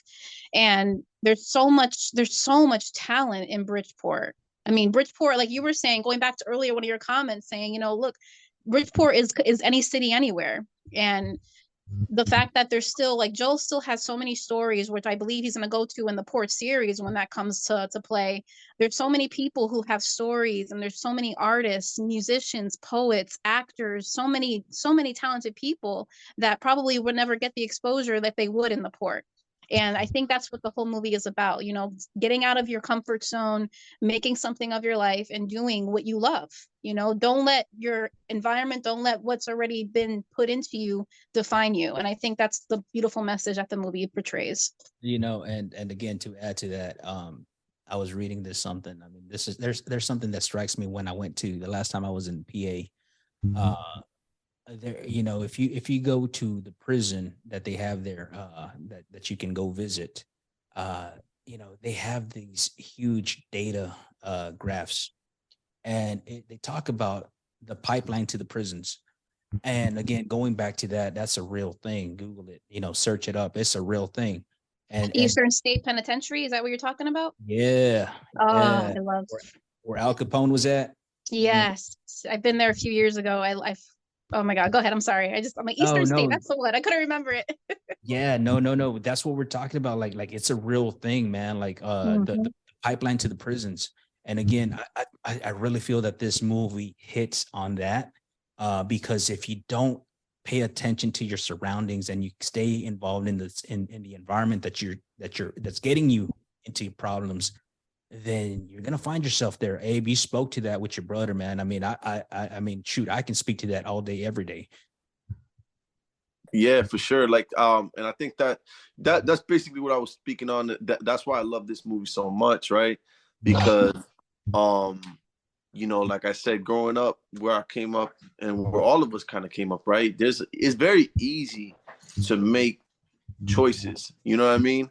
But the hard part is living with those choices that you make after, right? So like, having family that did make choices to do things, to sell drugs, to rob people, to join gangs and stuff like that. I mean, those kind of choices come easy to us, because when you grow up having nothing and you see somebody that has something, man, just go and take it. Yeah, you want it, you won't take it. Exactly. It's easy to go and take it, but now you're gonna have to live with the consequences of those actions, So I mean, I think that part of my blessing was being the youngest of my siblings, and then being able to see, all right, so that didn't work for this one. This one didn't work for this one. Maybe I should take a different route. You know what I mean? So I think that was part of my blessing, because like my brother didn't have that choice. He was the oldest one, and he was trying to figure out how to make me, make ends meet. So he made choices that he had to make, and I was able to learn through that. So that was part of my blessing right there. In Jozabad, another thing I don't know if you caught, but there's a drug in the movie that a lot of people sleep on. Do you want to take a guess at the drug? You taking alcohol? You talking about the alcohol? You talking about the cocaine? It's one word. Cocaine. It's one word.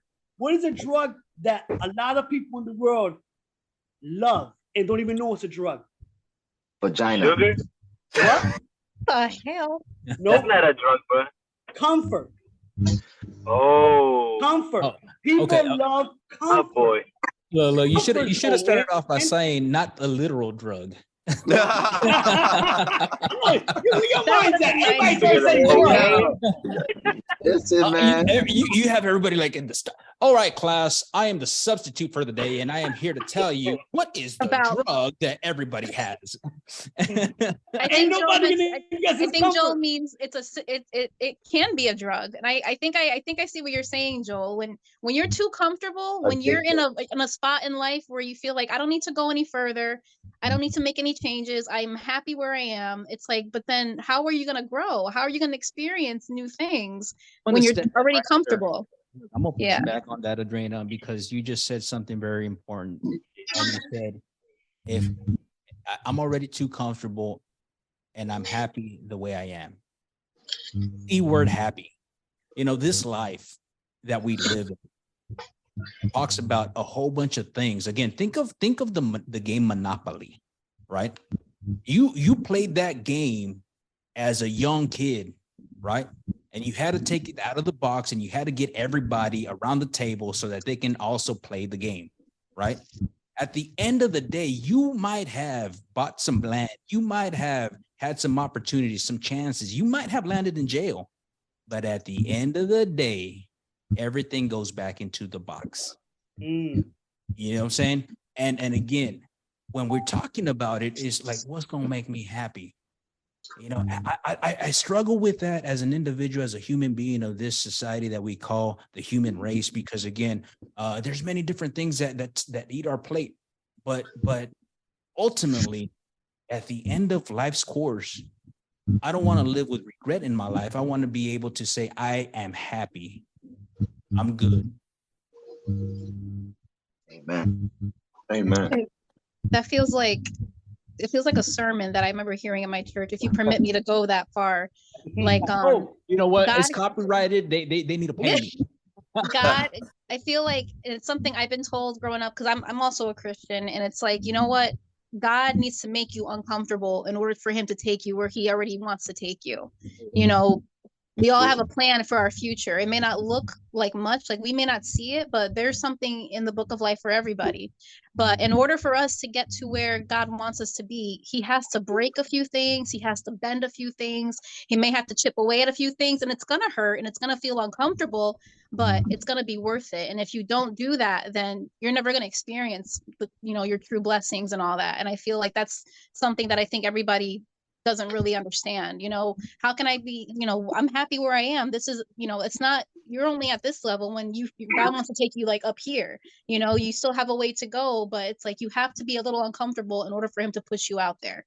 And I feel like me and my personal journey, and as an actress, it's like I have to be more open. I need to be more uncomfortable with things in order for me to get to the things I want to achieve and the things I want to try. And, I've always been very, very, I play safe all the time. I'm always like, maybe I shouldn't, but it's like, but how am I going to get to the level I want to get if I'm in my safe zone?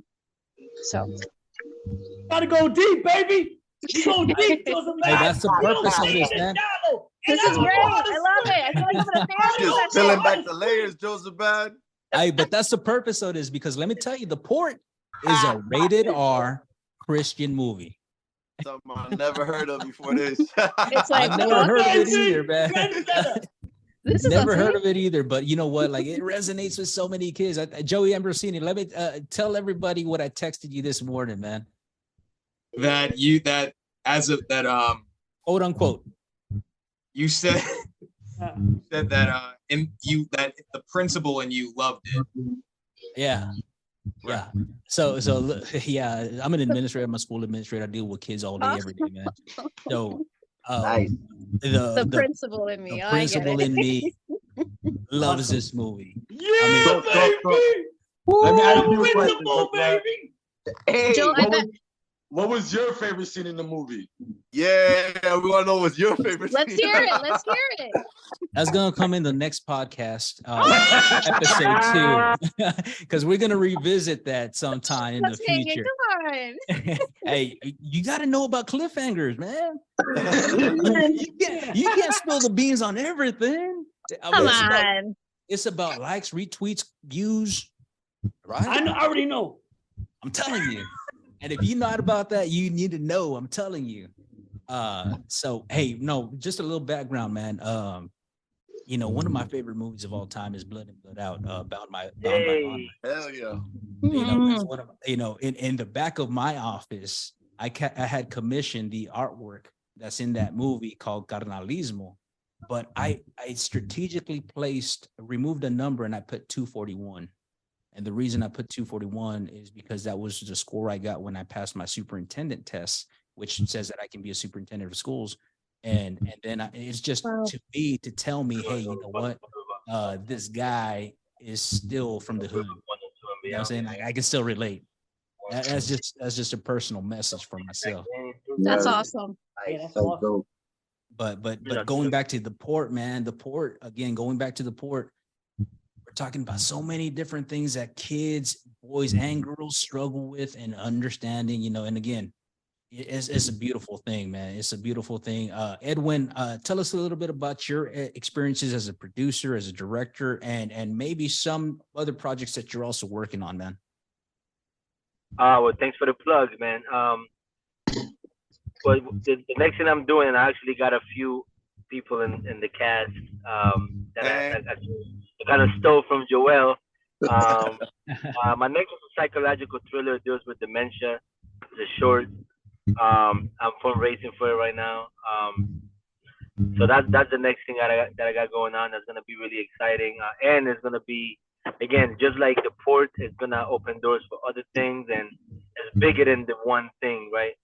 I'm learning how to fundraise. This is the first time I'm asking for money.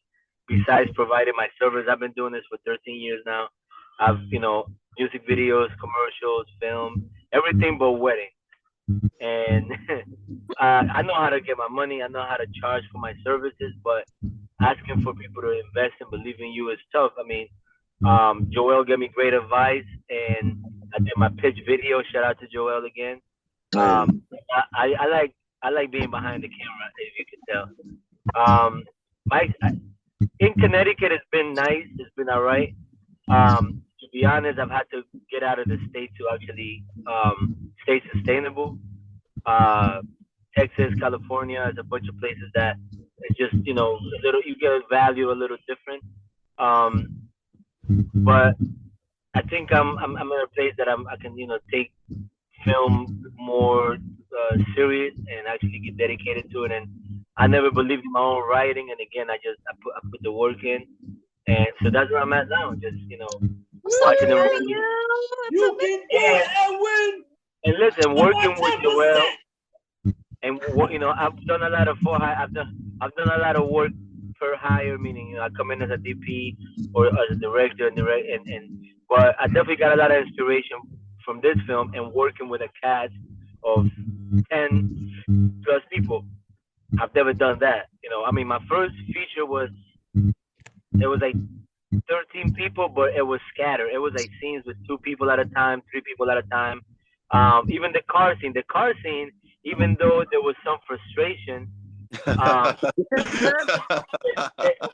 and to be honest, that's the reason I picked my guy right here, because he led, but that's what you're supposed to do. But it actually was a mirror of the friendship, because it's never perfect. Friends are right around kissing each other's ass. We joke on each other. We call each other out. Your day ones, and that's so Bridgeport. You know what I'm saying? I know it's not only Bridgeport, but I can relate to this from the go with friends. We rank on each other. We roast each other, and we call each other. We fight each other like a brotherhood. You know what I'm saying? I hear that Castro and Julio are about to make a series together. Hey, look. But it was, that chemistry was meant to be, though. That chemistry was real. And again, even we kept it behind the scene. When me and Joel were doing the final editing, we're like, yo, let's keep the scene where with young Joe was like, he was like, nah, don't tell Joel. He gonna get pissed off. Yo, don't tell him. And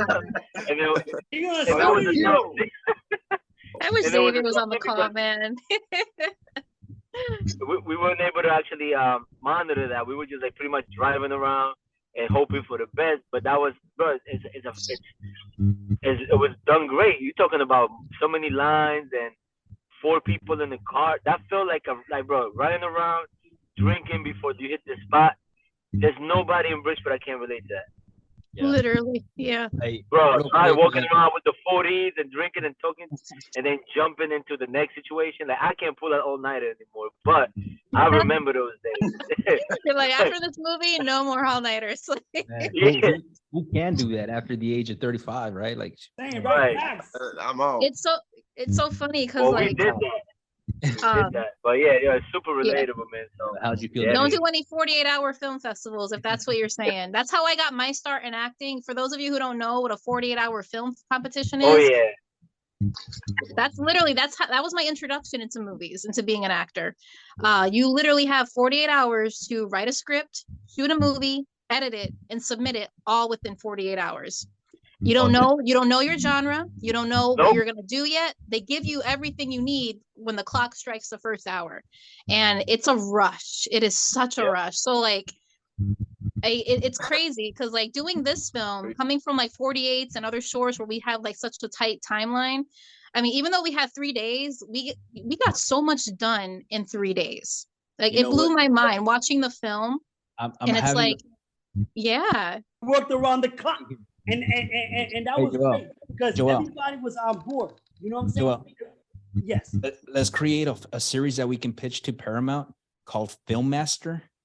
Where Abe, Joel, myself, and Joey are the judges, and we have to do these 48-hour. We have to do these 48-hour challenges. I'm telling you, man, like, we can do that.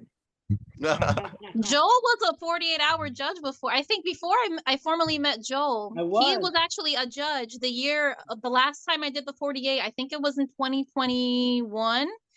He was a judge of the 48-hour film where the team I was on. And I remember when I first met Joel was like, you just look familiar. And then when I happened to mention the 48, he's like, that was why you look so familiar. I was a judge at last year's competition. I remember the film you were in. I was like, oh. That's similar to how Adriana recognized me.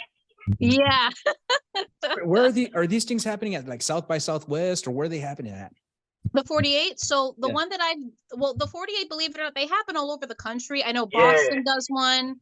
I don't know if New York does, but a lot of the big cities do it. So the ones that I've been doing it's in New Haven. It's called the New Haven 48-hour film project. They actually have they had an early bird special for teams to start registering like this month, but it's going to be towards the end of July. It's usually in the middle of the summer, so like towards the end of July into August.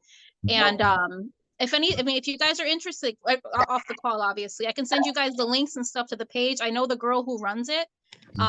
She does it every year, and it's a lot of fun. It's a lot of work, obviously, like I've mentioned, but it's a lot of fun, especially for if you want to try to get into filmmaking.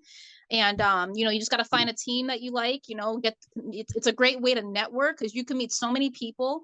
And the cool thing about 48s in general, not just the New Haven one, the 48-hour competitions all over the country, the best films get to go to a very big film festival. I know one year the winner got to go to the Cannes Film Festival. They get to, if they're popular enough, they get voted, and a lot of people like them. They get pushed into these really big festivals, even across the world, not just nationally in the country. It's a lot of fun. It's a lot of fun. Yes, I've always called it Cannes Festival, but again, what do I know, right? I always say Cannes. Is it Cannes or I don't know. I don't speak French. I don't know. I mean, I'm just a Mexican here in South Texas. I don't know. You Argentinian. Oh wow, South Texas. But I can play a Puerto Rican. I can play an Argentinian. I could play a Mexican. I could play a Colombian. I can play a Cuban. I'm Puerto Rican, so I can do it all. I want to give light to Edwin's upcoming film. He mentioned that it's going to deal with dementia.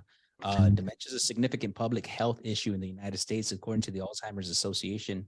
An estimated 6.2 million Americans are living with dementia, and this number is expected to increase to 13.9 million by 2026. Oh my God.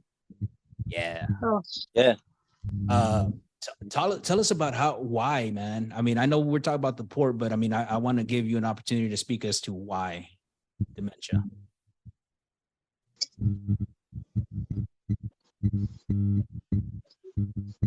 Edwin, I think Edwin broke up, but we'll come back to Edwin in a bit, man. Hey, Joey, what other projects are you working on, man? I know you're talking about Joey Ambrosini. What other projects you got upcoming after the port?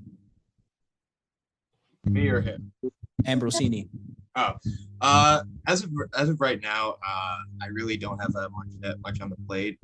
Just constantly auditioning, and I mean, we do have the Port series that's happening, so that's lined up.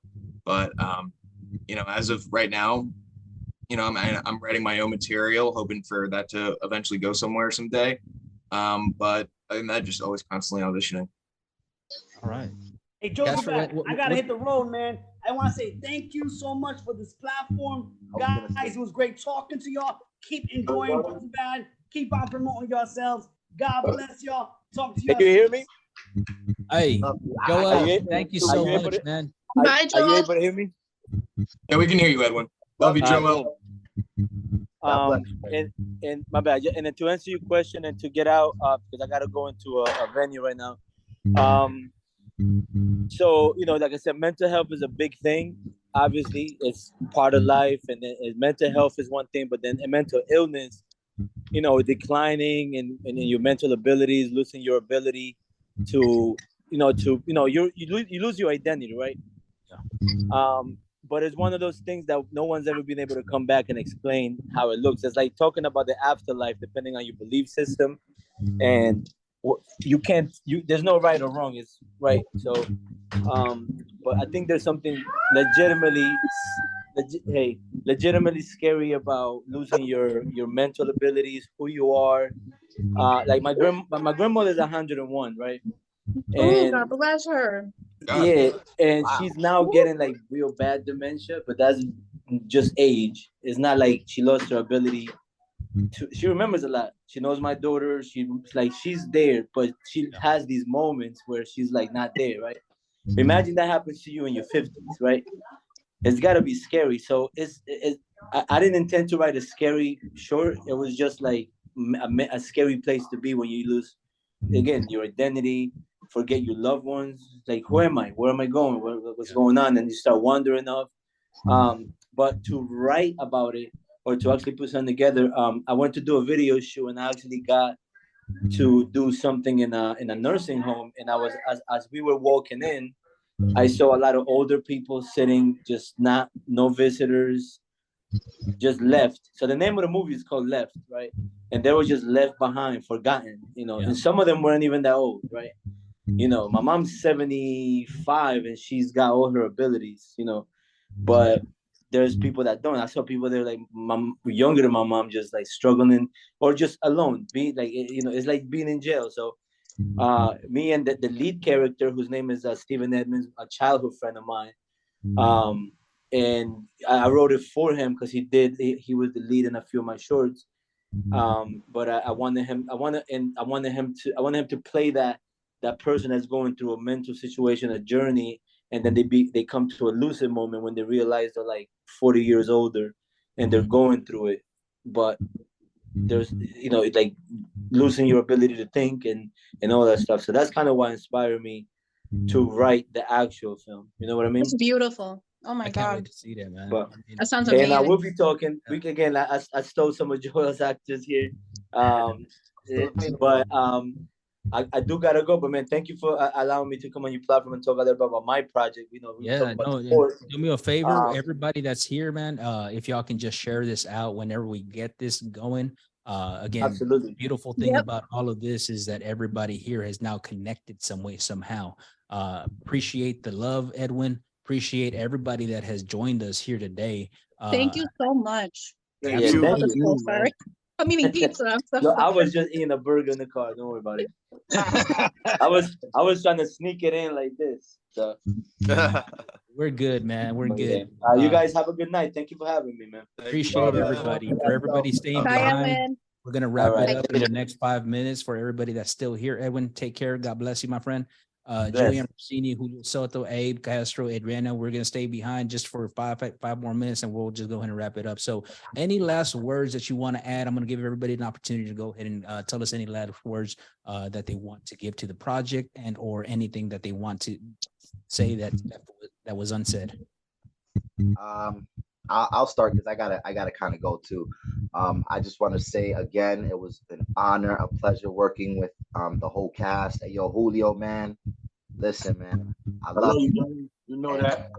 That's Bridgeport love, man. That's all. You know, That just made it. That just made it stronger, bro.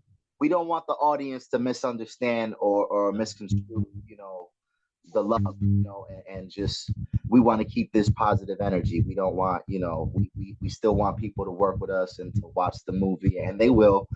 And Joey's awesome. Thank you for the invite. Joel left, but I love him. That's my brother. I've known him for a few years. He's always done phenomenal work. Edwin Escobar, I've known him for a little while. He's hands down top 5 in Connecticut, hands down. As far as directing and everything else that has to do with the camera, man. And I say Abel, I've known him for 20 plus years. That's my brother. We go back 5th, 6th grade. And it was a great project. I pray to God that, I'll get callbacks to work on more films. And I hope that, that the energy stays great and positive. And, that's it, man, to the top.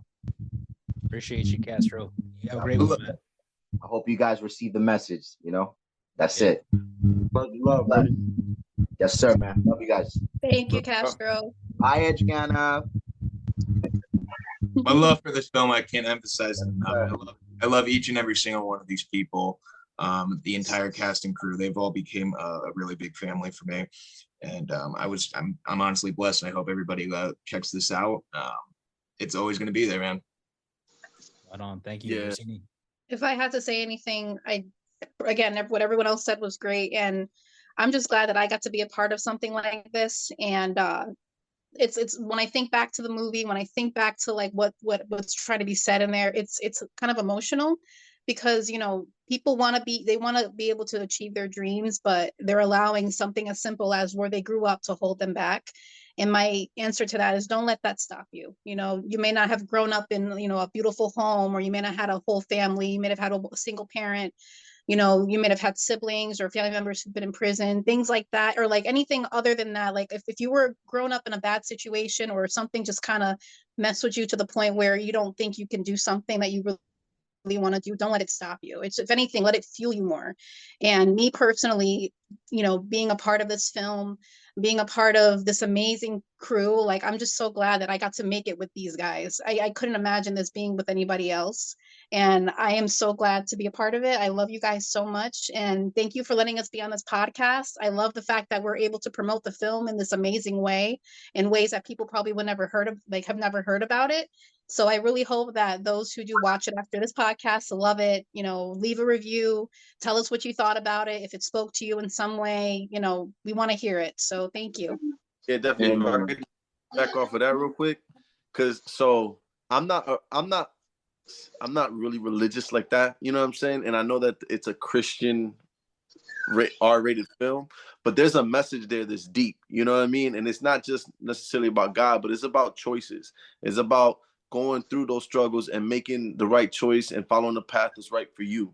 Whether you be not, you know what I mean? Whether you're Christian, Catholic, Muslim, it doesn't matter. What matters is, making the right choice that's for you, and then pushing through, and so that's what I hope people get from that. If you haven't already watched it, it's on lateflix.com. Make sure you guys check it out and just watch it, and allow the message to be delivered. You know what I mean? Interpret it how you want to interpret it.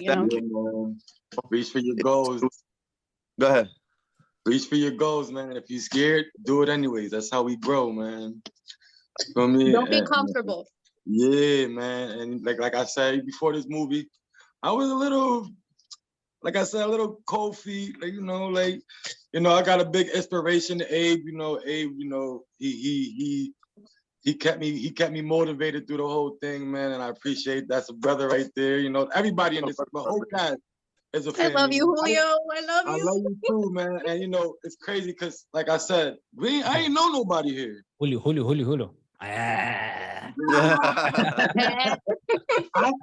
ain't know nobody here, and that's another thing I thank Joel for doing. Like he brought a whole bunch of people that didn't know each other and made them a big family. And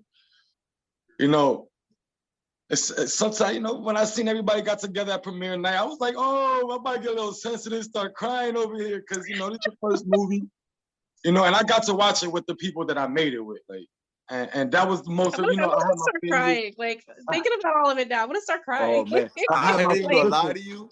I ain't gonna lie to you. That premiere night was crazy for me because I've never, like I said, never done anything like this. So watching the premiere, I couldn't even watch myself on the screen. Like I was looking around at everybody to Like, see how they received it. You know what I mean? So I watched the movie, but I didn't even watch the movie. I had to wait till Christmas to really watch it and to really sit down and oh, enjoy it. okay, this is why they was laughing. This is why they were like, oh, this, like, because I couldn't even focus on the movie. It was just, There so was much so much going excitement. on premiere night. We were like on a high. Yeah, It's like we're trying to focus, but it's like I was doing the same thing. Like I'm like looking. I'm like, do people like it? Like, do they get that part? yeah. Yeah, that first big laugh when I don't even remember the scene anymore, but that first in the beginning when Castro hopped out the car and everybody started, I was like, all right, people gonna, if they laugh at that, they go, we good, man. This is gonna be We're funny. good. All right, cool. Yeah, man. Yes. Definitely a big message trying to be sent out there, man. I mean, it's gonna get sent out there. It's a great And movie. honestly, like now it got like I got the bug now, so I'm sitting here. I got a few different projects I'm working on now. I'm doing one with Esco, that film Left, that short. That's I got awesome. another one called B Port that I'm gonna be on. Another one called A Stranger, A Stranger in Town. It's like all these I things want coming to in. see every single one of you guys keep going. Like, don't stop Yeah, here. I mean, if it's and something that you truly love and you enjoyed it, like, keep doing it. Literally. for I mean, sure, yeah. there's something I got other about projects together making now a too. movie that's just beautiful. I got a Yeah. couple movies I coming gotta out. ask. I gotta ask because again, I'm not in the film industry, but if I was to be casted, what do you think I would be casted as? The principal. Nah, you can't do that. Depending I- on the movie. Depending on the movie. Depending on the Yeah. movie, yeah, no. Okay, For real. depending I on can see you the as like port. a cop, Let- maybe, let's say the or port. On Let's the say the port. port, let's say the port. oh, in the port. Yeah. You're probably one of the fathers. I can see it. one of the drunk fathers. Nene, ¿qué tú Oh, haces? real quick, I got a quick story. And going back to when you were talking about the cool parts. So I don't know if anyone else knows this. So the character who I portray, Casper, her real name is Christina. I actually got to talk with her to get to know her so that I can, portray her authentically. So come to find out that Casper's father knew my father. My dad was a correction officer in Bridgeport at North Ave jail. And apparently Christina's father worked with my dad on the same shift. And I did not know that until I was talking to Christina. And I said, Daddy, do you know so-and-so? And he was like, yeah, on our shifts, we used to go to his house and drink outside after our shift. I'm like, what?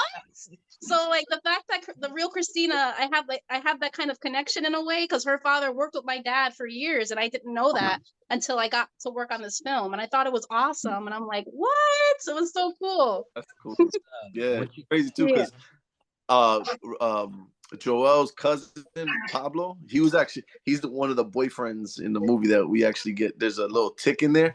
Me and him actually grew up together, and exactly what's shown in the movie. That's what me and him and our friends used to do. We used to go out every night, drinking, partying, clubbing, strip clubs, and it was me and him and a few other people. So it's crazy that What a small and I world, actually never really. I didn't know Joel. I never met Joel. Like I knew about him, but I never met him. And so when this opportunity came and he cast me in, and I found out Pablo was his cousin, I'm like, oh crap, that's crazy, So Yep. it's all coincidence, but cool. Abe, there's I'm reading my Twitter and it's telling people are asking, where is your ink shop located and how can I get a spot? How can I? Plainville. Crooked Soul Tattoo in Plainville, Connecticut. We book in advance. We don't do walk-ins and stuff like that. But yeah, definitely check crooked.com. Check us out. What's your specialty? Is it black? Me, and I'm black white? and white. I'm black and white fine line. That's what I do. My wife, she does like black and black. I'm sorry, I said black and white, black and gray. I'm black and gray fine line. My wife does black and gray realism. We have all types. We have color artists there. We have people that do neo-traditional, traditional, also anything you're into, we can cover. So yeah, crooked.com. Yeah, no, they always make sure to do your plug, man, and go ahead and at us when make sure that you do the hashtags and all that good stuff. But again, it's been a blessing. Thank you so much, Ambrosini. Thank you so bringing me on board. much. And today has been amazing. Thank you so much, man. We're going to go ahead Thank and you. end today's podcast, the Jozabad podcast, covering the port, and everybody in here, Joey, Julio, Abe, Adriana, everybody else that joined us. Thank you so much for being a part of us. Have a great one. We'll see you soon. You too. Good one, Bye, man. everybody. Bless. Bye. God bless. Bye. Bye.